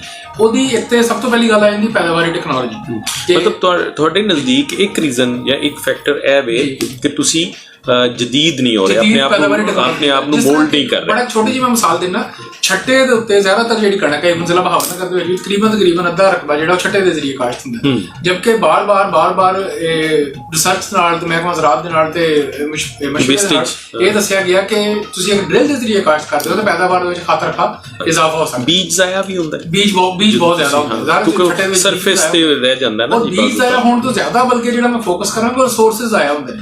ਅਕਸਰ ਅਸੀਂ ਜ਼ਿਮੀਂਦਾਰਾਂ ਦੇ ਨਾਲ ਵੀ ਗੱਲ ਕਰਦੇ ਹਾਂ ਕਿ ਜਦੋਂ ਤੁਸੀਂ ਤੁਹਾਡੀ ਫੀ ਏਕੜ ਪੌਦਿਆਂ ਦੀ ਤਾਦਾਦ ਪੂਰੀ ਨਹੀਂ, ਤੁਹਾਡੀ ਜ਼ਮੀਨ ਦਾ ਖਰਚਾ ਉਨਾ ਹੀ ਹੈ। ਐਗਜ਼ੈਕਟਲੀ, ਜ਼ਬਰਦਸਤ ਪੁਆਇੰਟ, ਬਹੁਤ ਖੂਬਸੂਰਤ ਗੱਲ। ਖਾਦਾਂ ਦਾ ਤੁਹਾਡਾ ਇਸਤੇਮਾਲ ਉਨਾ ਹੀ ਹੈ, ਪਾਣੀ ਤੁਹਾਡਾ ਉਨਾ ਹੀ ਹੈ, ਬੀਜ ਦਾ ਤਾਂ ਖਰਚਾ ਵੀ ਤੁਸੀਂ ਉਨਾ ਕੀਤਾ, ਬੀਜ ਦੀ ਮਿਕਦਾਰ ਵੀ ਉਨੀ ਹੈ, ਲੇਕਿਨ ਤੁਹਾਡੀ ਫੀ ਏਕੜ ਪੌਦਿਆਂ ਦੀ ਤਾਦਾਦ ਹੀ ਪੂਰੀ ਨਹੀਂ ਹੋਈ। ਉਹੀ ਅਗਰ ਤੁਸੀਂ ਥੋੜਾ ਜਿਹਾ ਖਰਚਾ ਉਹੀ ਪੈਦਾਵਾਰ ਤੇ ਉਹਨਾਂ ਪੌਦਿਆਂ ਨੇ ਦੇਣੀ ਹੈ ਨਾ, ਉਹੀ ਤੁਹਾਨੂੰ ਵਕਤੀ ਤੌਰ ਤੇ ਜ਼ਰੂਰ ਮਹਿਸੂਸ ਹੁੰਦਾ ਕਿ ਡਰਿਲ ਦਾ ਥੋੜਾ ਜਿਹਾ ਖਰਚਾ ਹੈ, ਛੱਟਾ ਲਾ ਰਿਹਾ ਖਰਚਾ ਕੋਈ ਨਹੀਂ, ਇੱਕ ਬੰਦੇ ਨੇ ਜਾ ਕੇ ਛੱਟਾ ਦੇ ਦੇਣਾ, ਡਰਿਲ ਦੇ ਉੱਤੇ ਥੋੜਾ ਜਿਹਾ ਐਕਸਪੈਂਸ ਆਉਂਦਾ ਹੈ। ਲੇਕਿਨ ਉਹੀ ਅਗਰ ਤੁਹਾਡੀ ਪੈਦਾਵਾਰ ਦੇ ਵਿੱਚ 4 5 6 ਮਣ ਇਜ਼ਾਫਾ ਕਰ ਦੇਵੇ ਉਹਦੇ ਨਾਲ ਫਿਰ ਕੰਪੈਰੀਜ਼ਨ ਨਹੀਂ ਬਣਦਾ। ਅੱਛਾ, ਅਗਲੀ ਅਸੀਂ ਗੱਲ ਕਰੀਏ ਤੇ ਨਾਮੁਆਫਕ ਮੌਸਮੀ ਹਾਲਾਤ। ਮੌਸਮੀ ਹਾਲਾਤ ਵੀ ਚੇਂਜ ਹੋ ਰਹੇ ਨੇ। ਤੁਸੀਂ ਦੇਖ ਰਹੇ ਹੋ ਕਿ ਅੱਗੇ ਅਸੀਂ ਜਦੋਂ ਸਕੂਲ ਕਾਲਜ ਯੂਨੀਵਰਸਿਟੀਆਂ ਜਾਂਦੇ ਹੁੰਦੇ ਸੀਗੇ ਤੇ ਸਤੰਬਰ ਦੇ ਵਿੱਚ ਜੈਕਟਾਂ ਕੱਢ ਲਈਆਂ ਸੀ। ਹੁਣ ਅਸੀਂ ਨਵੰਬਰ 'ਚ ਬੈਠੇ ਹਾਂ ਤੇ ਕੋਈ ਐਸਾ ਸਰਦੀ ਵਾਲਾ ਕੋਈ ਏਡਾ ਮਸਲਾ ਨਹੀਂ ਹੈ ਤੇ ਲੇਕਿਨ ਇਹ ਉਹ ਹਾਲਾਤ ਨੇ ਜਿਨ੍ਹਾਂ ਦੇ ਉੱਤੇ ਕਿਸਾਨ ਕੁਝ ਕਰ ਨਹੀਂ ਸਕਦਾ। ਦੂਸਰੀ ਜਿਹੜੀ ਇਸ ਤੋਂ ਇਲਾਵਾ ਜਿਹੜੀ ਮੋਸਟ ਇੰਪੋਰਟੈਂਟ ਗੱਲ ਹੈ ਉਹ ਸਰ ਖਾਦਾਂ ਦੇ ਨਾਲ ਮਤਵਾਜ਼ਨ ਇਸਤੇਮਾਲ ਦੇ। ਠੀਕ ਹੈ, ਠੀਕ ਹੈ। ਉਹਦੇ ਤੇ ਅਸੀਂ ਕੱਲ ਇਨਸ਼ਾਅੱਲਾ ਡਿਟੇਲ ਨਾਲ ਪ੍ਰੋਗਰਾਮ ਵੀ ਕਰਾਂਗੇ। ਠੀਕ ਹੈ। ਤੇ ਸਾਰੀ ਡਿਟੇਲ ਦੇ ਨਾਲ ਗੱਲ ਵੀ ਕਰਾਂਗੇ। ਖਾਦਾਂ ਇਸਤੇਮਾਲ ਤਾਂ ਹੋ ਰਹੀਆਂ ਨੇ, ਕੀਮਤਾਂ ਵੀ ਵਧ ਰਹੀਆਂ ਨੇ। ਪਹਿਲੇ ਹੀ ਜ਼ਰੂਰਤ ਸੀ ਕਿ ਖਾਦਾਂ ਦਾ ਇਸਤੇਮਾਲ ਜਿਹੜਾ ਮਤਵਾਜ਼ਨ ਤਰੀਕੇ ਦੇ ਨਾਲ ਕੀਤਾ ਮਤਲਬ ਕੰਪਨੀ ਦੀ ਸਿਫਾਰਸ਼ਾਤ ਦੇ ਮੁਤਾਬਿਕ ਕੰਪਨੀ ਦੀ ਮਹਿਕਮਾ ਜ਼ਰਾਅਤ ਸਾਡੇ ਦੋਨਾਂ ਦੀਆਂ ਸਿਫਾਰਸ਼ਾਂ ਜਿਹੜੀਆਂ ਉਹ ਇੱਕ ਪੇਜ ਠੀਕ ਹੋ ਗਈ ਤੇ ਮਤਵਾਜ਼ਨ ਇਸਤੇਮਾਲ ਸਭ ਤੋਂ ਜ਼ਿਆਦਾ ਬਿਹਤਰ ਹੈ। ਯਕੀਨਨ ਮਹਿਕਮਾ ਜ਼ਰਾਅਤ ਤੁਹਾਡੇ ਨਾਲ ਕੰਸਲਟ ਤੇ ਕਰਦਾ ਜੀ, ਬਲਕਿ ਅਸੀਂ ਮਹਿਕਮਾ ਜ਼ਰਾਅਤ ਨਾਲ ਕੰਸਲਟ ਕਰਦੇ ਹਾਂ ਜੀ। ਤੇ ਕੋਸ਼ਿਸ਼ ਇਹ ਹੋਣੀ ਚਾਹੀਦੀ ਕਿ ਅਸੀਂ ਮਤਵਾਜ਼ਨ ਤਰੀਕੇ ਦੇ ਨਾਲ ਇਸਤੇਮਾਲ ਕਰੀਏ ਤੇ ਪਹਿਲੇ ਇੱਕ ਮਹਿੰਗਾ ਰਿਸੋਰਸ ਹੈ ਔਰ ਕਿਸੇ ਵੀ ਫਸਲ ਦਾ ਜਿਹੜਾ 50% ਕਿਰਦਾਰ ਹੈ ਉਹ ਖਾਦਾਂ ਦਾ ਹੁੰਦਾ ਹੈ। ਇਸ ਕਰਕੇ ਔਰ ਜਿਤਨਾ ਮਹਿੰਗਾ ਹੋ ਗਿਆ ਤੇ ਸਭ ਤੋਂ ਜ਼ਿਆਦਾ ਜਿਹੜੀ ਤਵੱਜੋ ਦੀ ਜ਼ਰੂਰਤ ਹੈ ਉਹ ਇਹਨਾਂ ਦੇ ਮਤਵਾਜ਼ਨ ਇਸਤੇਮਾਲ ਦੇ ਉੱਤੇ। ਜੀ ਠੀਕ ਹੋ ਗਿਆ। ਜ਼ਾਹਿਦ ਸਾਹਿਬ, ਮੈਂ ਤੁਹਾਡੇ ਵੱਲ ਦੁਬਾਰਾ ਆਵਾਂਗਾ। ਅਸੀਂ ਗੱਲਾਂ ਸੁਣੀਆਂ ਨੇ, ਕਿਉਂ ਕਾਸ਼ਤਕਾਰ ਜਿਹੜਾ ਵੇ ਉਹ ਤਿਆਰ ਨਹੀਂ ਹੈ ਆਪਣੇ ਆਪ ਨੂੰ ਚੇਂਜ ਕਰਨ ਦੇ? ਅਗਰ ਜਿਹੜਾ ਨਹੀਂ ਹੈ ਉਹ ਜਿਹੜਾ ਕਿ ਮੈਨੂੰ ਲੱਗਦਾ ਜ਼ਿਆਦਾ ਲੋਕ ਨਹੀਂ ਬਦਲਣਾ ਚਾਹते जी। इरफान साहब, पहले तो मैं थोड़ा मुख्तसर करें, अगर साडा जिमीदार अपनी 1 मन इजाफा कर लेना फी एकड़, हाँ ਤੁਸੀਂ ਉਹ ਦੱਸਣਾ ਸੀ फी एकड़ ਠੀਕ ਹੈ 1 मन ਤੇ ਤਕਰੀਬਨ 9 ਲੱਖ ਟਨ ਗੰਦਮ ਸਾਡੀ ਮੁਲਕ ਦੇ ਵਿੱਚ ਅੱਜ ਸਿਰਫ 1 मन फी एकड़ 9 ਲੱਖ ਟਨ ਬਣੇਗੀ ਜਾਂ 2 ਕਰੋੜ 22 ਲੱਖ मन बनेगी। ठीक है, अगर इमरान खान का भी बिल्कुल ਉਹਦੇ ਬਰਾਬਰ ਆ ਜਾਏਗੀ ਜਿਹੜੀ ਸਾਡੀ ਕਮੀ ਹੈ, तलब रसद बराबर हो जाएगी। इसी तरह अगर 3 मन की गल करिए तो तकरीबन 27 लाख टन यानी 2.7 मिलियन टन ਅਸੀਂ ਐਕਸਪੋਰਟ ਵੱਲ ਵੀ ਜਾ ਸਕਦੇ। ਕੀ ਬਾਤ। ਤੇ ਜਿੱਥੇ ਤੱਕ ਤੁਹਾਡਾ ਹੈ ਸੀ ਸਵਾਲ ਕਿ ਜੀ ਇਹ ਤੁਸੀਂ ਜ਼ਿਮੀਂਦਾਰ ਜਿਹੜਾ ਕਿਉਂ ਥੋੜਾ ਜਿਹਾ ਸਾਡਾ ਪਲੈਨਿੰਗ ਦਾ ਫੁਕਦਾਨ ਹੈ ਜ਼ਿਮੀਂਦਾਰ ਦਾ ਮਨਸੂਬਾਬੰਦੀ ਦਾ। ਸਾਨੂੰ ਵਕਤੀ ਤੌਰ ਤੇ ਜ਼ਿਮੀਂਦਾਰ ਮਹਿਸੂਸ ਕਰਦਾ ਕਿ ਮੈਂ ਅਗਰ ਇਨਪੁਟ ਪੂਰੇ ਪਾਵਾਂਗਾ ਤੇ ਮੇਰਾ ਖਰਚਾ ਹੋ ਜਾਏਗਾ। ਠੀਕ ਹੈ, ਕਿਉਂਕਿ ਉਹ ਕਹਿੰਦੇ ਨਾ ਕਿ ਜਿਹੜਾ ਅੰਗਰੇਜ਼ੀ ਦਾ ਮੁਹਾਵਰਾ ਹੈ ਨਾ ਕਿ ਬਰਡ ਇਨ ਹੈਂਡ ਵਾਲੀ ਬਾਤ ਹੈ ਨਾ ਕਿ ਅਗਰ ਇੱਕ ਹੱਥ ਪਰਿੰਦਾ ਤਾਂ ਉਹ ਬਿਹਤਰ ਨਾ ਕੋਈ 2 ਪਰਿੰਦੇ ਜਿਹੜੇ ਦਰਖਤ ਤੇ ਬੈਠੇ ਨੇ।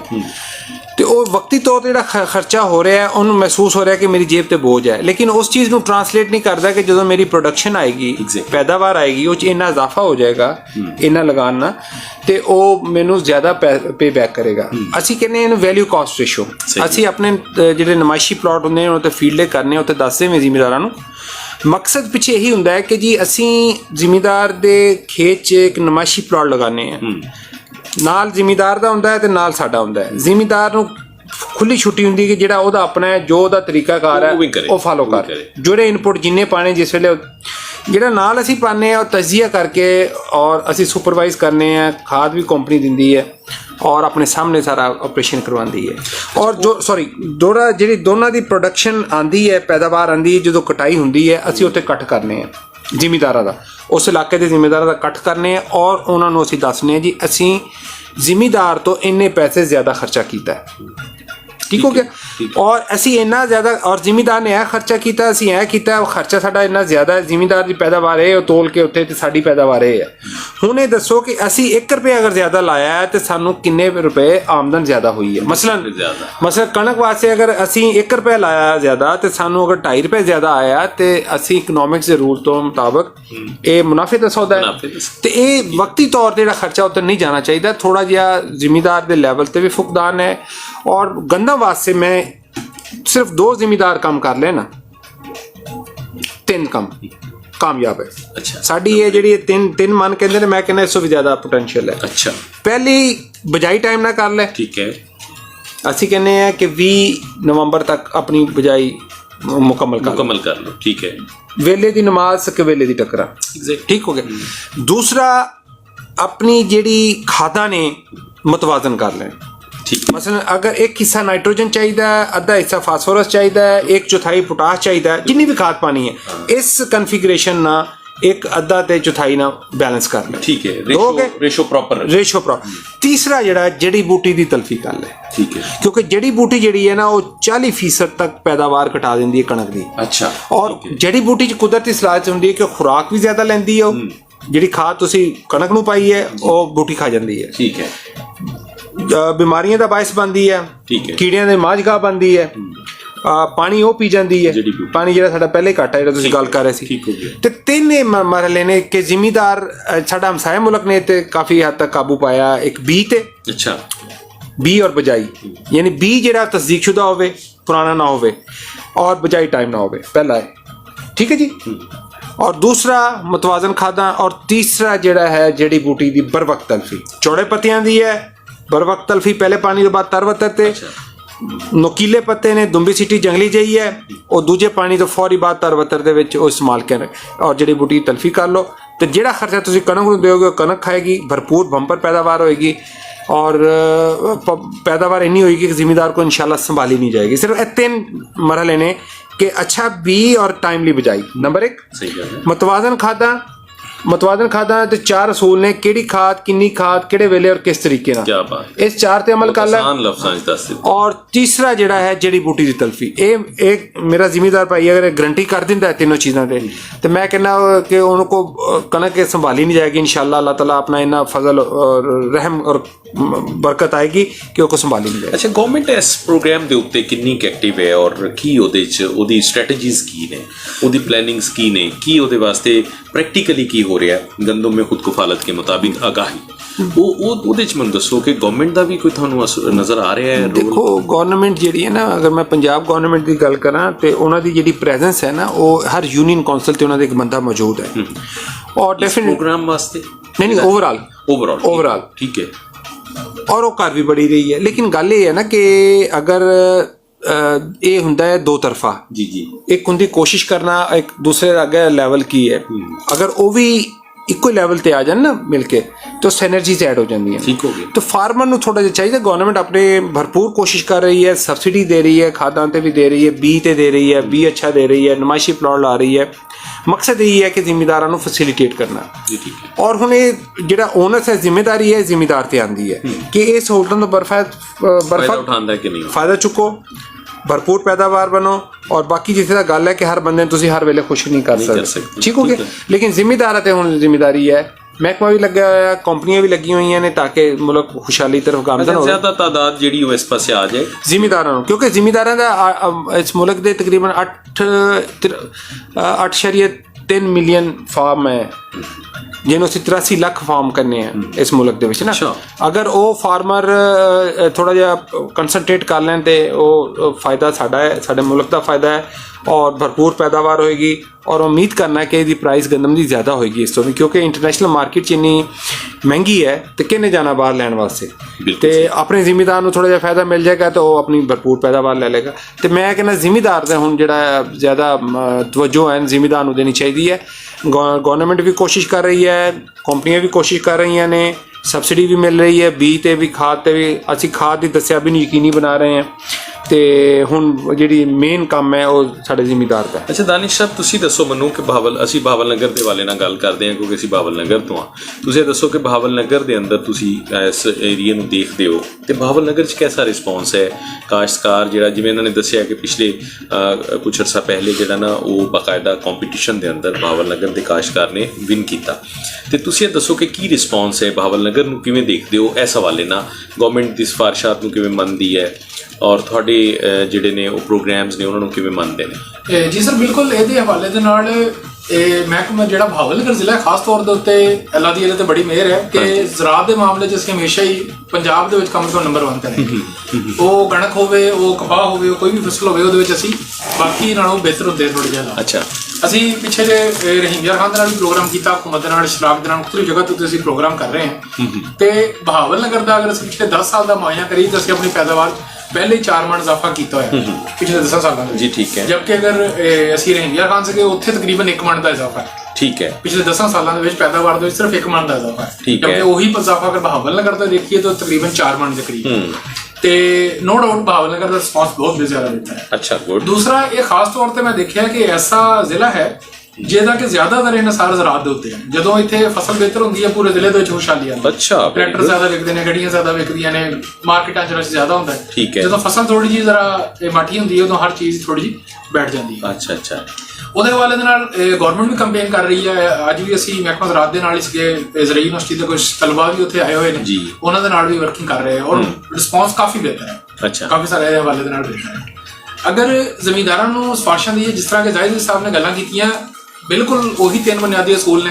ਅੱਛਾ ਬੀਜ, ਟਾਈਮਲੀ ਬਿਜਾਈ, ਖਾਦਾਂ ਦਾ ਮਤਵਾਜ਼ਨ ਇਸਤੇਮਾਲ ਔਰ ਜੜੀ ਬੂਟੀਆਂ ਦੀ ਵਰਤੋਂ ਜੀ। ਠੀਕ ਹੈ। ਇਹਦੇ ਹਵਾਲੇ ਦੇ ਨਾਲ ਬਲਕਿ ਮੈਂ ਇਹ ਵੀ ਐਡ ਕਰਨਾ ਚਾਹਾਂਗਾ ਕਿ ਇਹਨਾਂ ਗੱਲਾਂ ਦਾ ਜ਼ਿਆਦਾਤਰ ਜ਼ਮੀਂਦਾਰ ਭਾਈ ਅਗਰ ਸੁਣ ਕੇ ਪਰੇਸ਼ਾਨ ਹੋਣ ਦੀ ਜ਼ਰੂਰਤ ਨਹੀਂ। ਜਿਹੜੀ ਚੀਜ਼ਾਂ ਇਹਨਾਂ ਨੇ ਦੱਸੀਆਂ ਨੇ ਉਹਨਾਂ ਦਾ ਜ਼ਿਆਦਾਤਰ ਤਾਲੁਕ ਮੈਨੇਜਮੈਂਟ ਦੇ ਨਾਲ ਹੈ।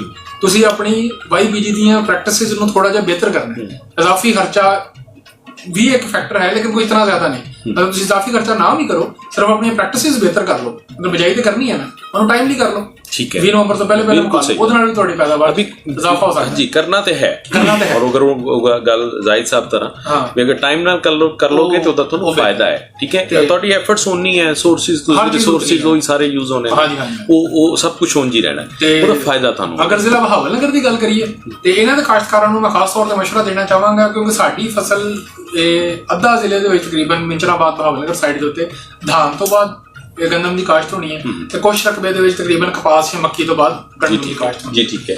ਕਪਾਸ ਤੋਂ ਬਾਅਦ ਇਹ ਜ਼ਮੀਨ ਦੀ ਤਿਆਰੀ, ਜ਼ਾਰ ਕਪਾਸ ਦੀਆਂ ਵੈਸੇ ਵੀ ਡੀਪ ਰੂਟਡ ਜੜ੍ਹਾਂ, ਕੋਸ਼ਿਸ਼ ਕਰੋ ਕਿ ਜ਼ਮੀਨ ਦੀ ਤਿਆਰੀ ਤੋਂ ਪਹਿਲੇ ਰੂਟਾਵੇਟਰ ਔਰ ਗਹਿਰਾ ਹਾਲ ਇੱਕ ਦਫਾ ਲਾਜ਼ਮੀ ਚਲਾ ਲਓ ਤਾਂ ਕਿ ਜਿਹੜੀਆਂ ਕਪਾਹ ਦੀਆਂ ਜੜ੍ਹਾਂ ਵਾ ਉਹ ਜ਼ਮੀਨ ਦੇ ਵਿੱਚ ਅੱਛੇ ਤਰੀਕੇ ਨਾਲ ਮਿਕਸ ਹੋ ਜਾਣ। ਅੱਛਾ, ਇੱਕ ਤੇ ਜ਼ਮੀਨ ਬਿਹਤਰ ਤਿਆਰ ਹੋ ਜਾਂਦੀ ਹੈ, ਦੂਸਰਾ ਜਿਹੜਾ ਨਾਮਿਆਤੀ ਮਾਦਾ ਹੈ ਜੜ੍ਹਾਂ ਦੀ ਸ਼ਕਲ ਦੇ ਵਿੱਚ ਉਹ ਤੁਹਾਡੀ ਜ਼ਮੀਨ ਨੂੰ ਮਿਲ ਜਾਂਦਾ। ਉਹਦੇ ਨਾਲ ਖਾਦ ਕੁਦਰਤੀ ਤੌਰ ਤੇ ਉਹਦੇ ਨਾਲ ਖਾਦ ਤੇ ਪਾਣੀ ਦੀ ਜਿਹੜੀ ਜ਼ਮੀਨ ਦੇ ਵਿੱਚ ਫੜਨ ਦੀ ਸਖਤ ਹੈ ਉਹ ਥੋੜੀ ਜਿਹੀ ਬਿਹਤਰ ਹੋ ਜਾਂਦੀ ਹੈ। ਅੱਛਾ ਅੱਛਾ। ਤੇ ਉਸ ਤੋਂ ਇਲਾਵਾ ਦੂਸਰਾ ਜਿਹੜਾ ਕੰਮ ਹੈ ਧਾਨ ਤੋਂ ਬਾਅਦ ਕਿਉਂਕਿ ਅਸੀਂ ਜ਼ਮੀਨ ਦੇ ਵਿੱਚ ਕੱਦੂ ਕਰੀਦਾ, ਇਸ ਕਰਕੇ ਕੋਸ਼ਿਸ਼ ਕਰੋ ਕਿ ਜ਼ਮੀਨ ਦੇ ਵਿੱਚ ਇੱਕ ਦਫਾ ਗਹਿਰਾ ਹੱਲ ਲਾਜ਼ਮੀ ਚਲਾਓ। ਅੱਛਾ, ਠੀਕ ਹੈ। ਉਸ ਤੋਂ ਇਲਾਵਾ ਮਹਿਕਮਾ ਜ਼ਰਾਅਤ ਦੀ ਤੇ ਵੈਸੇ ਵੀ ਸਾਡੀ ਹੈਗੀ ਹੈ ਕਿ ਧਾਨ ਦੇ ਮੁੱਢਾਂ ਨੂੰ ਤੁਸੀਂ ਅੱਗ ਨਾ ਲਾਓ। ਠੀਕ ਹੈ, ਕਿਉਂਕਿ ਪੋਟਾਸ਼ ਦਾ ਸੋਰਸ ਹੁੰਦਾ, ਜਿੱਦਾਂ ਸਰ ਨੇ ਦੱਸਿਆ ਨਾਈਟ੍ਰੋਜਨ ਹੈ, ਡੀਏਪੀ ਹੈ, ਪੋਟਾਸ਼ ਹੈ।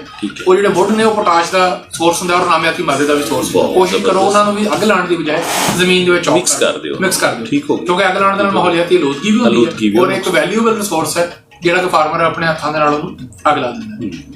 ਦੂਸਰਾ ਇਸ ਹਵਾਲੇ ਦੇ ਨਾਲ ਪਾਣੀ ਦੀ ਗੱਲ ਆ ਜਾਂਦੀ ਹੈ ਕਿ ਅਗਰ ਤੁਸੀਂ ਧਾਨ ਤੋਂ ਬਾਅਦ ਕਣਕ ਕਾਸ਼ਤ ਕਰ ਰਹੇ ਹੋ ਤਾਂ ਪਹਿਲਾ ਪਾਣੀ ਤੁਹਾਨੂੰ ਥੋੜਾ ਜਿਹਾ ਲੇਟ ਲਾਣਾ ਪਏਗਾ, ਤਕਰੀਬਨ 35 ਤੋਂ 40 ਦਿਨ ਦੇ ਵਕਫੇ ਤੋਂ ਬਾਅਦ। ਜਦਕਿ ਅਗਰ ਕਪਾਹ ਤੋਂ ਬਾਅਦ ਤੁਸੀਂ ਕਣਕ ਕਾਸ਼ਤ ਕਰ ਰਹੇ ਹੋ ਤਾਂ ਉਹ ਪਾਣੀ ਤੁਹਾਨੂੰ ਤਕਰੀਬਨ 20 ਤੋਂ 25 ਦਿਨ ਤੋਂ ਬਾਅਦ ਤੁਹਾਡਾ ਲਾਣਾ ਹੁੰਦਾ।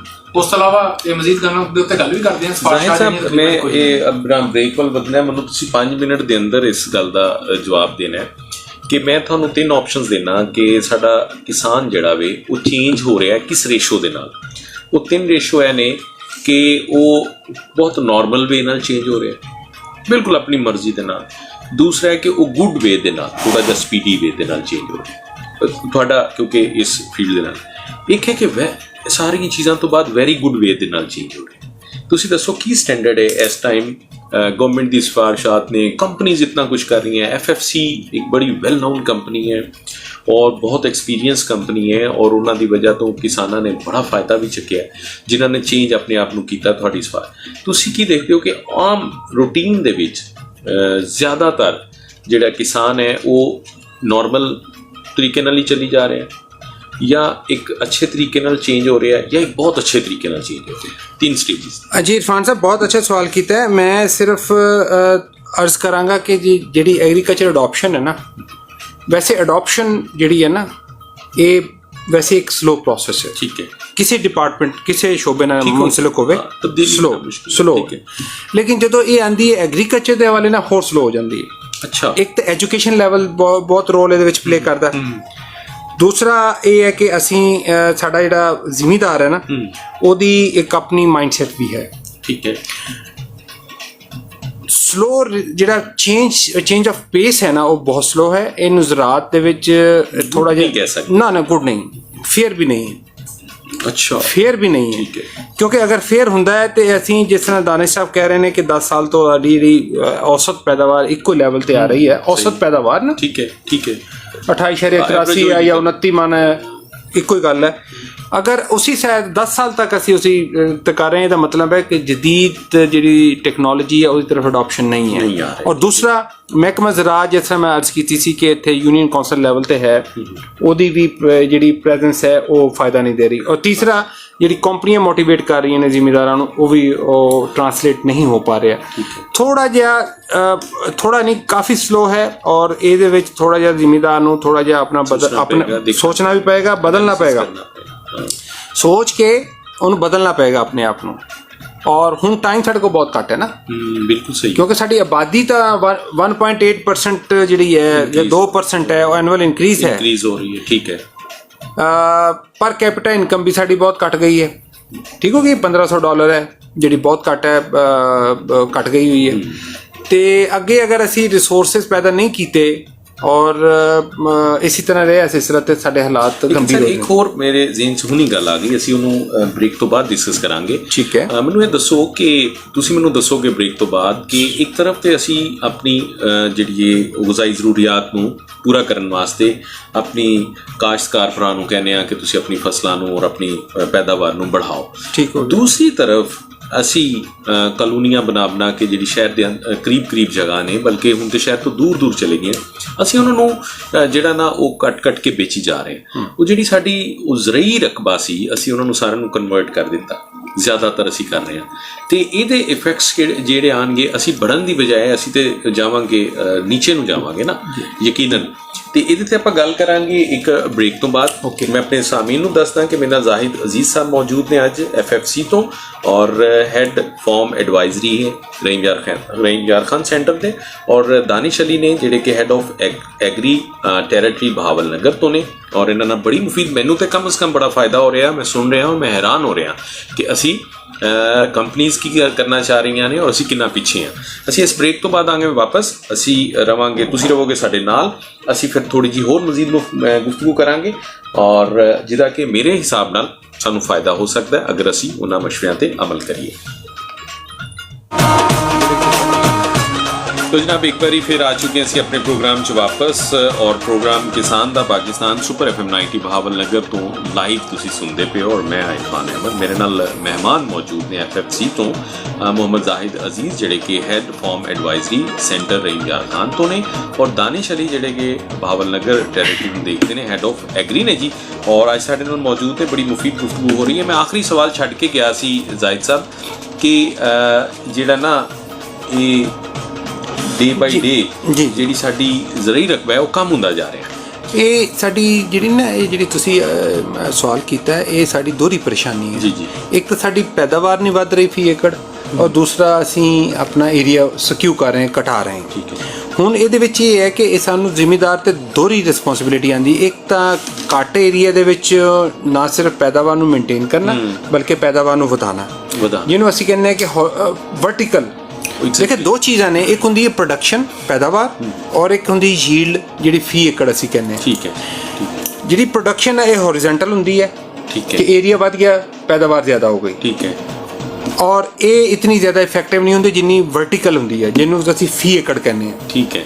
ਅਸੀਂ ਉਹ 'ਤੇ ਫੋਕਸ ਕਰੀਏ ਨਾ, ਵਰਟੀਕਲ ਜਿਹੜੀ ਅਮੂਦੀ ਜਿਹੜੀ ਹੈ ਉਹ ਅਗਰ ਫੋਕਸ ਕਰੀਏ, ਉਹਨਾਂ ਪ੍ਰੋਡਕਸ਼ਨ ਵੀ बढ़ेगी, ਜ਼ਿਮੀਂਦਾਰ ਦੇ ਘਰ ਦਾਣੇ ਵੀ ਜ਼ਿਆਦਾ ਆਣਗੇ। ਔਰ ਅਗਰ ਐਕਸਪੋਰਟ ਏਰੀਏ ਘੱਟ ਤੇ ਮਿਹਨਤ ਕਰੀ, ਅਗਰ ਕਾਸ਼ਤਕਾਰ ਦਾ 10 ਏਕੜ ਰਕਬਾ ਹੈ ਤਾਂ 10 ਹੀ ਰਹਿ ਜਾਣਾ, 10 ਤੋਂ ਬਾਅਦ 9 ਹੋ ਸਕਦਾ ਹੈ, 10.5 ਨਹੀਂ ਹੋ ਸਕਦਾ, ਵੰਡ ਪੈ ਸਕਦੀ। ਤੇ ਲਿਹਾਜ਼ਾ ਅਗਰ ਉਹ ਵਰਟੀਕਲ ਵਧਾਏਗਾ ਤੇ ਉਹ 9 ਏਕੜ ਚੋਂ ਵੀ 10 ਏਕੜ ਤੋਂ ਦੀ ਨਿਸਬਤ ਜ਼ਿਆਦਾ ਪੈਦਾਵਾਰ ਲੈ ਸਕਦਾ।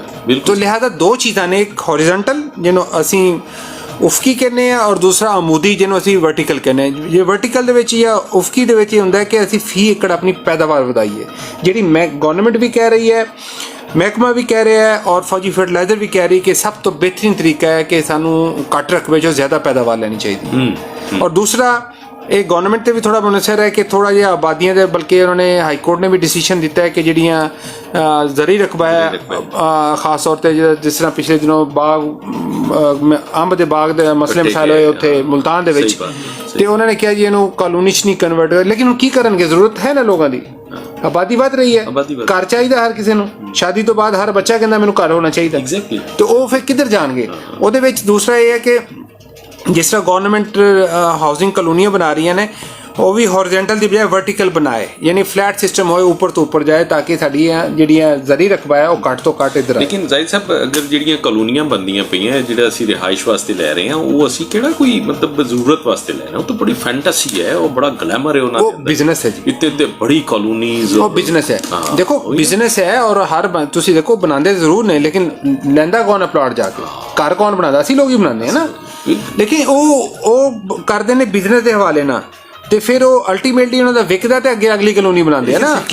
ਜਾਂ ਤਾਂ ਹੈ ਨਾ ਕਿ ਉਹ ਵਿਕੇ ਨਾ ਤਾਂ ਫਿਰ ਅੱਗੇ ਨਾ ਚੱਲਣ। ਬਲਕਿ ਬਿਜ਼ਨਸ ਪੁਆਇੰਟ ਆਫ ਨੂੰ ਬਿਲਕੁਲ ਦੱਸਾਂਗੇ ਸਰ, ਉਹ ਆਪਣਾ ਬਿਜ਼ਨਸ ਕਰ ਰਹੇ ਨੇ। ਜ਼ਮੀਂਦਾਰ ਨੂੰ ਚਾਹੀਦਾ ਆਪਣਾ ਬਿਜ਼ਨਸ ਕਰੇ। ਜ਼ਮੀਂਦਾਰ ਇਹ ਖੂਬਸੂਰਤ ਗੱਲ ਹੈ, ਉਹਨਾਂ ਨੂੰ ਲੱਗੇ ਰਹਿਣ ਦਿਓ, ਨਾ। ਤੁਸੀਂ ਅਗਰ ਜ਼ਮੀਂਦਾਰ ਨੂੰ ਭਰੋਸਾ ਹੋਵੇ ਕਿ ਯਾਰ ਜਿੰਨੇ ਪੈਸੇ ਮੈਨੂੰ ਇਸ ਟਾਈਮ ਮੇਰੀ ਰਜ਼ਰਈ ਰਕਬੇ ਦੇ ਜਿਹੜੇ ਕਿ ਵਾਢੀ ਹੋ ਰਹੀ ਹੈ ਉਹਦੇ ਤੇ ਮੈਨੂੰ ਆਫਰ ਕਰ ਰਿਹਾ, ਉਸ ਤੋਂ ਜ਼ਿਆਦਾ ਮੈਂ ਇੱਥੋਂ ਲੈ ਸਕਦਾ। ਕੀ ਬਾਤ ਹੈ। ਤੇ ਫਿਰ ਜ਼ਮੀਂਦਾਰ ਕਿਉਂ? ਇਹ ਜ਼ਿਆਦਾ ਖੂਬਸੂਰਤ ਗੱਲ ਹੈ ਵੀ ਉਹਨਾਂ ਨੂੰ ਆਪਣਾ ਕੰਮ ਕਰਨ ਦਿਓ, ਤੁਸੀਂ ਆਪਣਾ ਕੰਮ ਅੱਛੇ ਤਰੀਕੇ ਨਾਲ ਕਰੋ। ਲੇਕਿਨ ਅਫਸੋਸ ਦੀ ਗੱਲ ਹੈ ਕਿ ਜ਼ਮੀਂਦਾਰ ਆਪਣੇ ਬਿਜ਼ਨਸ ਦੇ ਵਿੱਚ ਲਾਸ ਕਰ ਰਹੇ ਨੇ। ਆਪਣੇ ਕੰਮ ਨੂੰ ਤੁਸੀਂ ਆਪਣੇ ਕੰਮ ਨੂੰ ਅੱਛੇ ਤਰੀਕੇ ਨਾਲ, ਵੈਰੀ ਗੁੱਡ, ਜ਼ਬਰਦਸਤ। ਉਹ ਆਪਣੇ ਕੰਮ ਨੂੰ ਬਹੁਤ ਅੱਛਾ ਕਰ ਰਹੇ, ਅਸੀਂ ਆਪਣੇ ਕੰਮ ਨੂੰ ਅੱਛਾ ਕਰ ਰਹੇ ਹਾਂ। ਪੋਟੈਂਸ਼ੀਅਲ ਮੌਜੂਦ ਹੈ, ਰਿਸੋਰਸਸ ਮੌਜੂਦ ਹੈ, ਹਰ ਚੀਜ਼ ਮੌਜੂਦ ਹੈ। ਸਿਰ ਬਗੜ ਜਾਵੇਗਾ। ਜਿਸ ਤਰ੍ਹਾਂ ਦਾਨਿਸ਼ ਸਾਹਿਬ ਨੇ ਕਿਹਾ ਸੀ ਨਾ, ਪਹਿਲੇ ਕਹਿੰਦੇ ਸੀ ਦਬ ਕੇ ਬਾਅਦ ਤੇ ਰੱਜ ਕੇ ਖਾ। ਹੁਣ ਇਹ ਸਲੋਗਨ ਚੇਂਜ ਹੋ ਗਿਆ, ਅੱਜ ਕੱਲ ਦੇ ਮਾਹੌਲ ਚ ਕਹਿੰਦੇ ਆ ਅਕਲ ਨਾ ਬਾਤ ਤੇ ਰੱਜ ਕੇ ਖਾ। ਜ਼ਬਰਦਸਤ। ਉਹਦੇ ਵਿੱਚ ਸਾਰੀ ਪਲੈਨਿੰਗ ਸ਼ਾਮਲ ਹੈ, ਜ਼ਮੀਨ ਦੀ ਤਿਆਰੀ ਤੋਂ ਬਰਦਾਸ਼ਤ ਤੱਕ ਔਰ ਵੇਚਣ ਦਾ ਅਮਲ, ਹਰ ਚੀਜ਼ ਸ਼ਾਮਲ ਹੈ। ਯਾਨੀ ਅਕਲ ਨਾ ਵਾਹ ਤੇ ਰੱਜ ਕੇ ਖਾ। ਸਹੀ ਗੱਲ ਹੈ, ਠੀਕ ਹੋ ਗਿਆ। ਮਤਲਬ ਸਾਇੰਟੀਫਿਕ ਤਰੀਕੇ ਨਾਲ ਤੁਸੀਂ ਚੱਲੋ, ਮਾਡਰਨ ਤਰੀਕੇ ਨਾਲ ਚੱਲੋ। ਅੱਛਾ, ਮੈਂ ਹੈਰਾਨ ਹਾਂ ਕਿ ਅਸੀਂ ਹਰ ਚੀਜ਼ ਜਿਹੜਾ ਨਾ ਮਾਡਰਨਾਈਜ਼ ਹੋ ਗਏ ਹਾਂ। ਠੀਕ ਹੈ, ਅਸੀਂ ਮੋਬਾਈਲਸ ਜਿਹੜੇ ਨੇ ਚੇਂਜ ਕਰ ਲਏ, ਅਸੀਂ ਆਪਣੇ ਘਰ 'ਚ ਬਹੁਤ ਸਾਰੀਆਂ ਜਿਹੜੀਆਂ ਨੇ ਜਦੀਦ ਜ਼ਰੂਰੀਆਤ ਦੀਆਂ ਚੀਜ਼ਾਂ ਲੈਤੀਆਂ, ਅਸੀਂ ਮਾਡਲ ਚੇਂਜ ਕਰ ਲਏ, ਅਸੀਂ ਗੱਡੀਆਂ ਦੇ ਮਾਡਲ ਚੇਂਜ ਕਰ ਲਏ, ਬਟ ਅਸੀਂ ਇਸ ਚੀਜ਼ ਨੂੰ ਚੇਂਜ ਕਰਨ ਨੂੰ ਤਿਆਰ ਨਹੀਂ ਹੈ, ਜਾਂ ਬਹੁਤ ਕਮ ਮਿਕਦਾਰ 'ਚ। ਔਰ ਜਿਨ੍ਹਾਂ ਨੇ ਚੇਂਜ ਕੀਤਾ ਹੈ, ਜਿਨ੍ਹਾਂ ਨੇ ਮਾਡਲ ਫਾਰਮਸ ਬਣਾਏ ਨੇ, ਉਹਨਾਂ ਨੇ ਮਾਸ਼ਾਅੱਲਾ ਬੜਾ ਗਰੋ ਕੀਤਾ ਹੈ, ਔਰ ਉਹਨਾਂ ਦੇ ਬੱਚੇ ਪੜ੍ਹੇ ਲਿਖੇ ਵੀ ਉਹਨਾਂ ਮਾਡਲ ਫਾਰਮਸ ਦੇ ਅੰਦਰ ਕੰਮ ਕਰ ਰਹੇ ਨੇ, ਉਹ ਬਕਾਇਦਾ ਉਹਨਾਂ ਨੂੰ ਚਲਾ ਰਹੇ ਨੇ।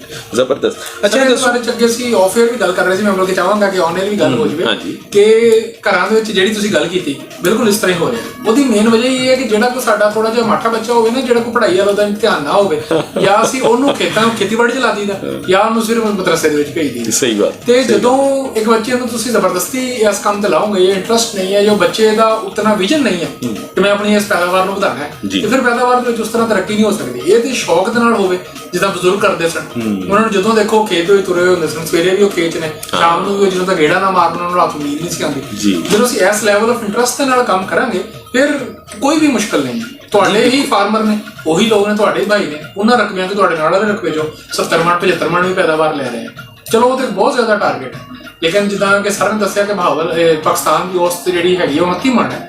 30 ਮਣ, 31 ਮਣ, 32 ਮਣ, 35 ਮਣ ਤੱਕ ਜਾਣਾ ਬਿਲਕੁਲ ਕੋਈ ਮੁਸ਼ਕਲ ਨਹੀਂ। ਇਹਨਾਂ ਹੀ ਰਿਸੋਰਸਿਸ ਦੇ ਵਿੱਚ ਸਿਰਫ ਥੋੜਾ ਜਿਹਾ ਇੰਟਰਸਟ ਲੈ। ਅੱਛਾ, ਇਹਦੇ ਵਿੱਚ ਮੈਂ ਆਖਰੀ ਚੀਜ਼ ਐਡ ਕਰਾਂਗਾ ਕਿ ਔਸਤ ਪੈਦਾਵਾਰ ਦੀ ਅਸੀਂ ਗੱਲ ਕਰ ਰਹੇ ਹਾਂ, ਲੇਕਿਨ ਜ਼ਿਮੀਦਾਰ ਜਿਹੜੇ ਨਾ 70 ਮਣ ਤੱਕ ਕਣਕ ਲੈ ਰਹੇ ਨੇ।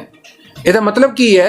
ਇਹਦਾ ਮਤਲਬ ਇਹ ਕਿ ਪੋਟੈਂਸ਼ੀਅਲ ਵੀ ਹੈ, ਜ਼ਿਮੀਦਾਰ ਮਿਹਨਤ ਵੀ ਕਰ ਰਿਹਾ। ਇੱਕ ਕਤਨ ਇਹ ਅਸੀਂ ਜਿਹੜੇ ਜ਼ਿਮੀਦਾਰ ਨੂੰ ਗੈਰ ਜ਼ਿਮੀਦਾਰ ਨਹੀਂ ਕਵਾਂਗੇ ਕਿ ਜਿਹੜੇ 2.5% ਹੈ ਇਨੋਵੇਟਰ ਨੇ, ਉਹ 70 ਮਣ ਪੈਦਾਵਾਰ ਕਣਕ ਦੀ ਲੈ ਵੀ ਰਹੇ ਨੇ। ਇਹਦਾ ਮਤਲਬ ਇਸੀ ਆਬੋ ਹਵਾ 'ਚ, ਇਸੀ ਇਨਪੁਟ ਦੇ ਨਾਲ, ਇਹਨਾਂ ਜ਼ਮੀਨਾਂ 'ਚ ਉਹ 70 ਮਣ ਲੈ ਰਹੇ ਨੇ। ਤੇ ਲੇਕਿਨ ਔਸਤ ਪੈਦਾਵਾਰ ਇਹ ਹੁੰਦੀ ਹੈ ਨਾ ਕਿ ਜਿਹੜੇ 70 ਦੇ ਮੁਕਾਬਲੇ 'ਚ ਕੋਈ 12 ਮਣ ਵੀ ਲੈ ਰਿਹਾ, ਉਹ ਸਾਰੀ ਐਵਰੇਜ ਤੁਹਾਡੀ 29 ਮਣ ਤੇ ਲੈਣ ਦੇ ਨਾ।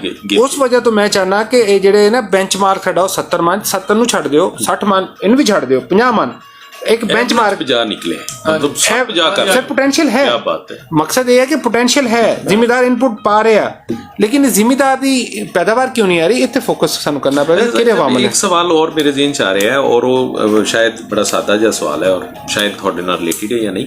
ਮੈਨੂੰ ਇਹ ਦੱਸੋ ਕਿ ਅਗਰ ਇੱਕ ਹੀ ਇਲਾਕੇ ਦੇ ਅੰਦਰ 5 ਜ਼ਿਮੀਦਾਰ ਨੇ, ਔਰ ਉਹਨਾਂ ਦੇ ਰਕਬੇ ਨੇ, ਔਰ ਉਹਨਾਂ ਦੇ ਆਪਸ ਵਿੱਚ ਯਕੀਨਨ ਇੱਕੋ ਜਿੰਨੇ ਚਲੋ ਸਮਝ ਲਓ ਰਕਬੇ ਨੇ, ਉਹ ਬੰਨੇ ਸਾਂਝੇ ਨੇ, ਔਰ ਅਗਰ ਇੱਕ ਜ਼ਿਮੀਦਾਰ ਜਿਹੜਾ ਵੇ ਉਹ ਪ੍ਰੋਪਰ ਤਰੀਕੇ ਨਾਲ ਕਲਟੀਵੇਸ਼ਨ ਨਹੀਂ ਕਰਦਾ, ਪ੍ਰੋਪਰ ਮੈਡੀਸਨ ਜਾਂ ਜੋ ਵੀ ਇਹਦੇ 'ਚ ਯੂਜ਼ ਕੀਤੀਆਂ ਜਾਂਦੀਆਂ ਉਹ ਨਹੀਂ ਕਰਦਾ, ਪ੍ਰੋਪਰ ਖਾਦਾਂ ਨਹੀਂ ਯੂਜ਼ ਕਰਦਾ, ਤੇ ਕਿਆ ਉਹ ਜਿਹੜੇ ਸਾਂਝੇ ਬੰਨਿਆਂ ਨੇ ਨਾਲ ਨੇ ਉਹਨਾਂ ਨੂੰ ਕੋਈ ਇਫੈਕਟ ਕਰਦਾ? ਦੇਖੇ, ਨਾਰਮਲੀ ਇਫੈਕਟ ਤਾਂ ਨਹੀਂ ਹੁੰਦਾ, ਇਫੈਕਟ ਤਾਂ ਮੁਲਕ ਦਾ ਹੀ ਹੁੰਦਾ ਨਾ। ਦੇਖੋ, ਦੋ ਚੀਜ਼ਾਂ ਨੇ, ਜਾਂ ਤਾਂ ਇੱਕ ਰੈਗੂਲੇਸ਼ਨ ਲਾ ਦਿਓ ਕਿ ਜੀ ਇਹ ਤੇ ਅਮਲ ਕਰਨਾ ਹੀ ਕਰਨਾ, ਠੀਕ ਹੋ ਗਿਆ, ਜਾਂ ਇਹ ਹੁੰਦਾ ਹੈ ਕਿ ਰੈਗੂਲੇਸ਼ਨ ਨਹੀਂ ਤੇ ਚਲੋ ਇਹ ਉਹਨਾਂ ਨੂੰ ਇਕਨੋਮਿਕ ਇਨਸੈਂਟਿਵ ਦੇ ਦਿਓ, ਜਿਸ ਤਰ੍ਹਾਂ ਗਵਰਨਮੈਂਟ ਦੇ ਰਹੀ ਹੈ ਕਿ ਸਬਸਿਡੀ ਖਾਦ ਤੇ ਵੀ ਹੈ, ਬੀ ਤੇ ਵੀ ਹੈ। ਫਿਰ ਤੀਸਰਾ ਹੁੰਦਾ ਸੋਸ਼ਲ ਪ੍ਰੈਸ਼ਰ ਠੀਕ ਹੈ ਕਿ ਜੀ ਜਿਸ ਤਰ੍ਹਾਂ ਤੁਸੀਂ ਮਿਸਾਲ ਦਿੱਤੀ ਹੈ ਨਾ ਕਿ ਅੰਨੇ ਬੰਨੇ ਵਾਲੇ ਦੂਸਰੇ ਸਾਰੇ ਅਮਲ ਕਰ ਰਹੇ ਜ਼ਿੰਮੇਦਾਰ ਨੇ। ਸਾਰੇ ਅਮਲ ਕਰ ਰਹੇ ਤੇ ਉਹਨੂੰ ਵੀ ਕਹਿਣ ਵੀ ਯਾਰ ਅਮਲ ਕਿਉਂ ਨਹੀਂ ਕਰਦਾ, ਤੂੰ ਵੀ ਕਰ, ਤਾਂ ਕਿ ਉਹ ਵੀ ਦੇਖਾ ਦੇਖੀ ਸੋਸ਼ਲ ਪ੍ਰੈਸ਼ਰ ਦੀ ਵਜ੍ਹਾ ਤੋਂ ਉਹ ਵੀ ਅਮਲ ਕਰੇ, ਅਟਰੈਕਟ ਹੋਵੇ। ਅਗਰ ਉਹਨੂੰ ਕੋਈ ਰਿਸੋਰਸਿਸ ਦੀ ਕਮੀ ਹੈ ਤਾਂ ਉਹ ਮਿਲ ਕੇ ਜ਼ਿਮੀਂਦਾਰਾਂ ਨੂੰ ਚਾਹੀਦਾ ਜਿਹੜੇ ਆਸ-ਪਾਸ ਦੇ ਉਹਨੂੰ ਦੇਣ, ਤਾਂ ਕਿ ਉਹਦੀ ਨੀਡ ਫੁਲਫਿਲ ਹੋਵੇ ਔਰ ਉਹ ਤੇ ਅਮਲ ਕਰੇ ਔਰ ਉਹਦੀ ਨਾ ਸਿਰਫ ਪੈਦਾਵਾਰ ਵਧੇ ਬਲਕਿ ਉਹ ਆਪਣਾ ਇੱਕ ਯਕੀਨੀ ਹਿੱਸਾ ਇਸ ਮੁਲਕ ਦੀ ਖੁਸ਼ਹਾਲੀ ਤਰਫ ਔਰ ਇਲਾਕੇ ਦਾ ਨਾਮ ਵੀ ਯਕੀਨਨ। ਹਾਂ, तो ये तीन तरीके होंगे ने, ये रेगुलेशन, इकनॉमिक बेनिफिट दोनों गवर्नमेंट कर रही है और तीजा होंगे सोशल प्रेशर।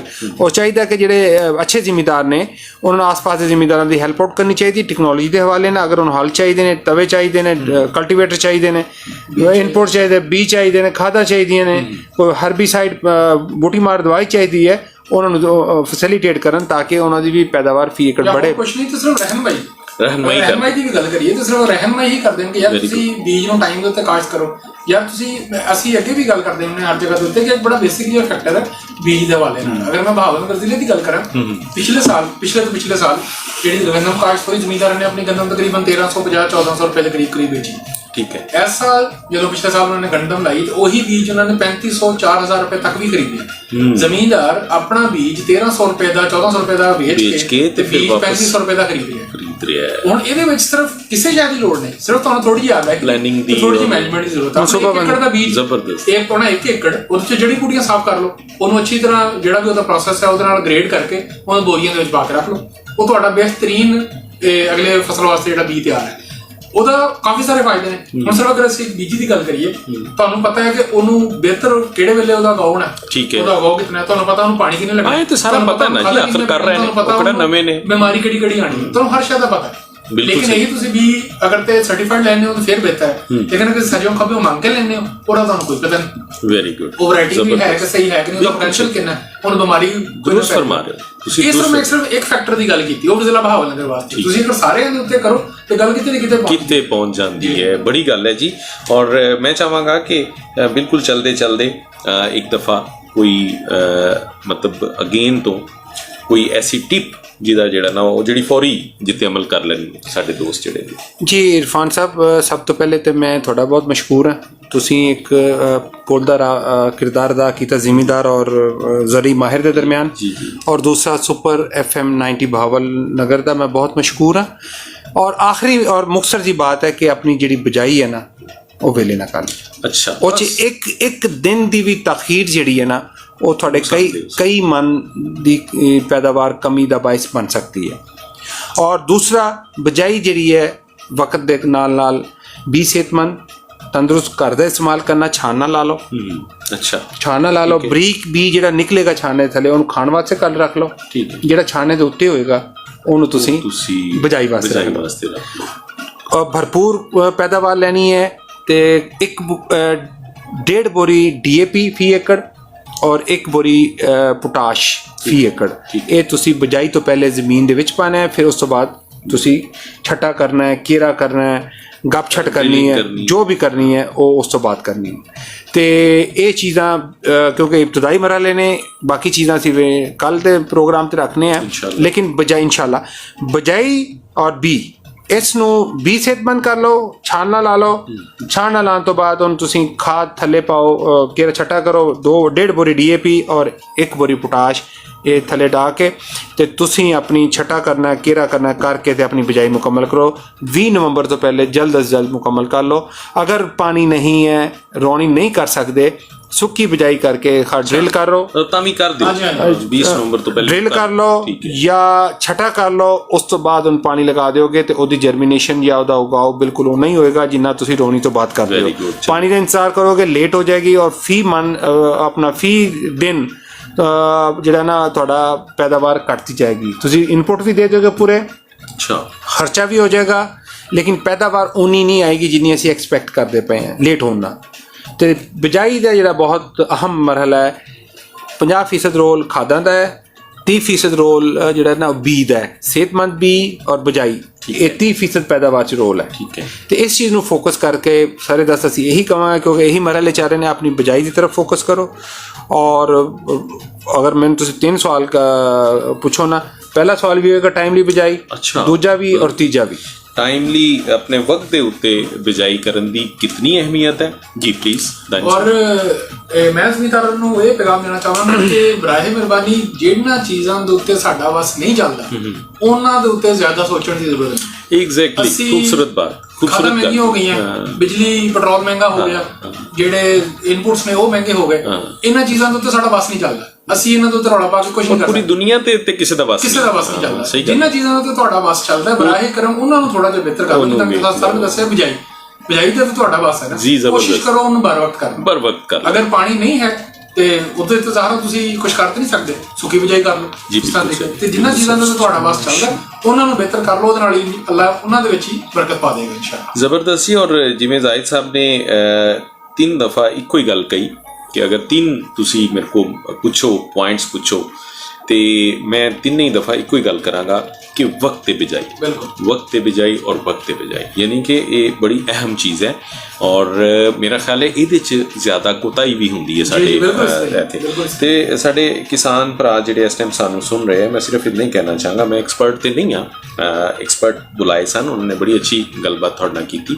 ਮੈਂ ਕਹਾਂਗਾ ਕਿ ਲੋਕ ਤੁਹਾਡੇ ਵਾਸਤੇ ਇੱਥੇ ਮੌਜੂਦ ਨੇ, ਟਾਈਮ ਕੱਢ ਕੇ ਆਏ ਨੇ, ਅਸੀਂ ਤੁਹਾਡੇ ਨਾਲ ਗੱਲਬਾਤ ਕਰ ਰਹੇ ਹਾਂ ਔਰ ਇੰਤਹਾਈ ਸੰਜੀਦਗੀ ਦੇ ਨਾਲ ਕਰ ਰਹੇ ਹਾਂ ਕਿਉਂਕਿ ਇਸ ਗੱਲਬਾਤ ਦੀ ਬੜੀ ਅਹਿਮੀਅਤ ਹੈ। ਔਰ ਤੁਹਾਡੀ ਫਸਲਾਂ ਦੇ ਮਾਮਲੇ 'ਚ, ਤੁਹਾਡੀ ਕਾਸ਼ ਦੇ ਮਾਮਲੇ 'ਚ ਇਹਦੀ ਬੜੀ ਅਹਿਮੀਅਤ ਹੈ। ਇਹਨਾਂ ਨੂੰ ਅਗਰ ਤੁਸੀਂ ਸੁਣਿਆ ਹੈ ਤੇ ਇਹਦੇ 'ਤੇ ਅਮਲ ਕਰਨ ਦੀ ਕੋਸ਼ਿਸ਼ ਕਰੋ। ਔਰ ਅਗਰ ਤੁਹਾਨੂੰ ਕੋਈ ਵੀ ਇਸ ਦੇ ਰਿਲੇਟਿਡ ਕੋਈ ਇਹਦੇ ਨਾਲ ਜੁੜਦਾ ਹੋਇਆ ਕੋਈ ਮਸਲਾ, ਕੋਈ ਤੁਸੀਂ ਫਰਜ਼ ਕਰੋ ਕੋਈ ਮਸ਼ਵਰਾ ਲੈਣਾ ਚਾਹੁੰਦੇ ਹੋ ਤੇ ਅਸੀਂ ਚਲੇ ਤੇ ਜਾ ਰਹੇ ਹਾਂ ਇੱਥੋਂ ਉੱਠ ਕੇ ਇਸ ਟਾਈਮ, ਲੇਕਿਨ ਤੁਹਾਡੇ ਅਸੀਂ ਫਾਇਦੇ ਦੀ ਗੱਲ ਕਰਾਂਗੇ ਕਿ ਤੁਸੀਂ ਸਾਨੂੰ ਬਾਅਦ 'ਚੋਂ ਵੀ ਸਾਡੇ ਇਸ ਆਪਣਾ ਫ੍ਰੀ ਕਾਲ ਨੰਬਰ ਤੁਹਾਨੂੰ ਮੈਂ ਦਿਆਂਗਾ ਜਿਹਦੇ ਤੁਸੀਂ ਬਿਲਕੁਲ ਫ੍ਰੀ ਕਾਲ ਕਰ ਸਕਦੇ ਹੋ। ਔਰ ਉਹ ਨੰਬਰ ਜਿਹੜਾ ਵੇ ਉਹ ਤੁਹਾਡੇ ਵਾਸਤੇ ਵੇ, ਕਾਸ਼ਤਕਾਰਾਂ ਵਾਸਤੇ ਵੇ।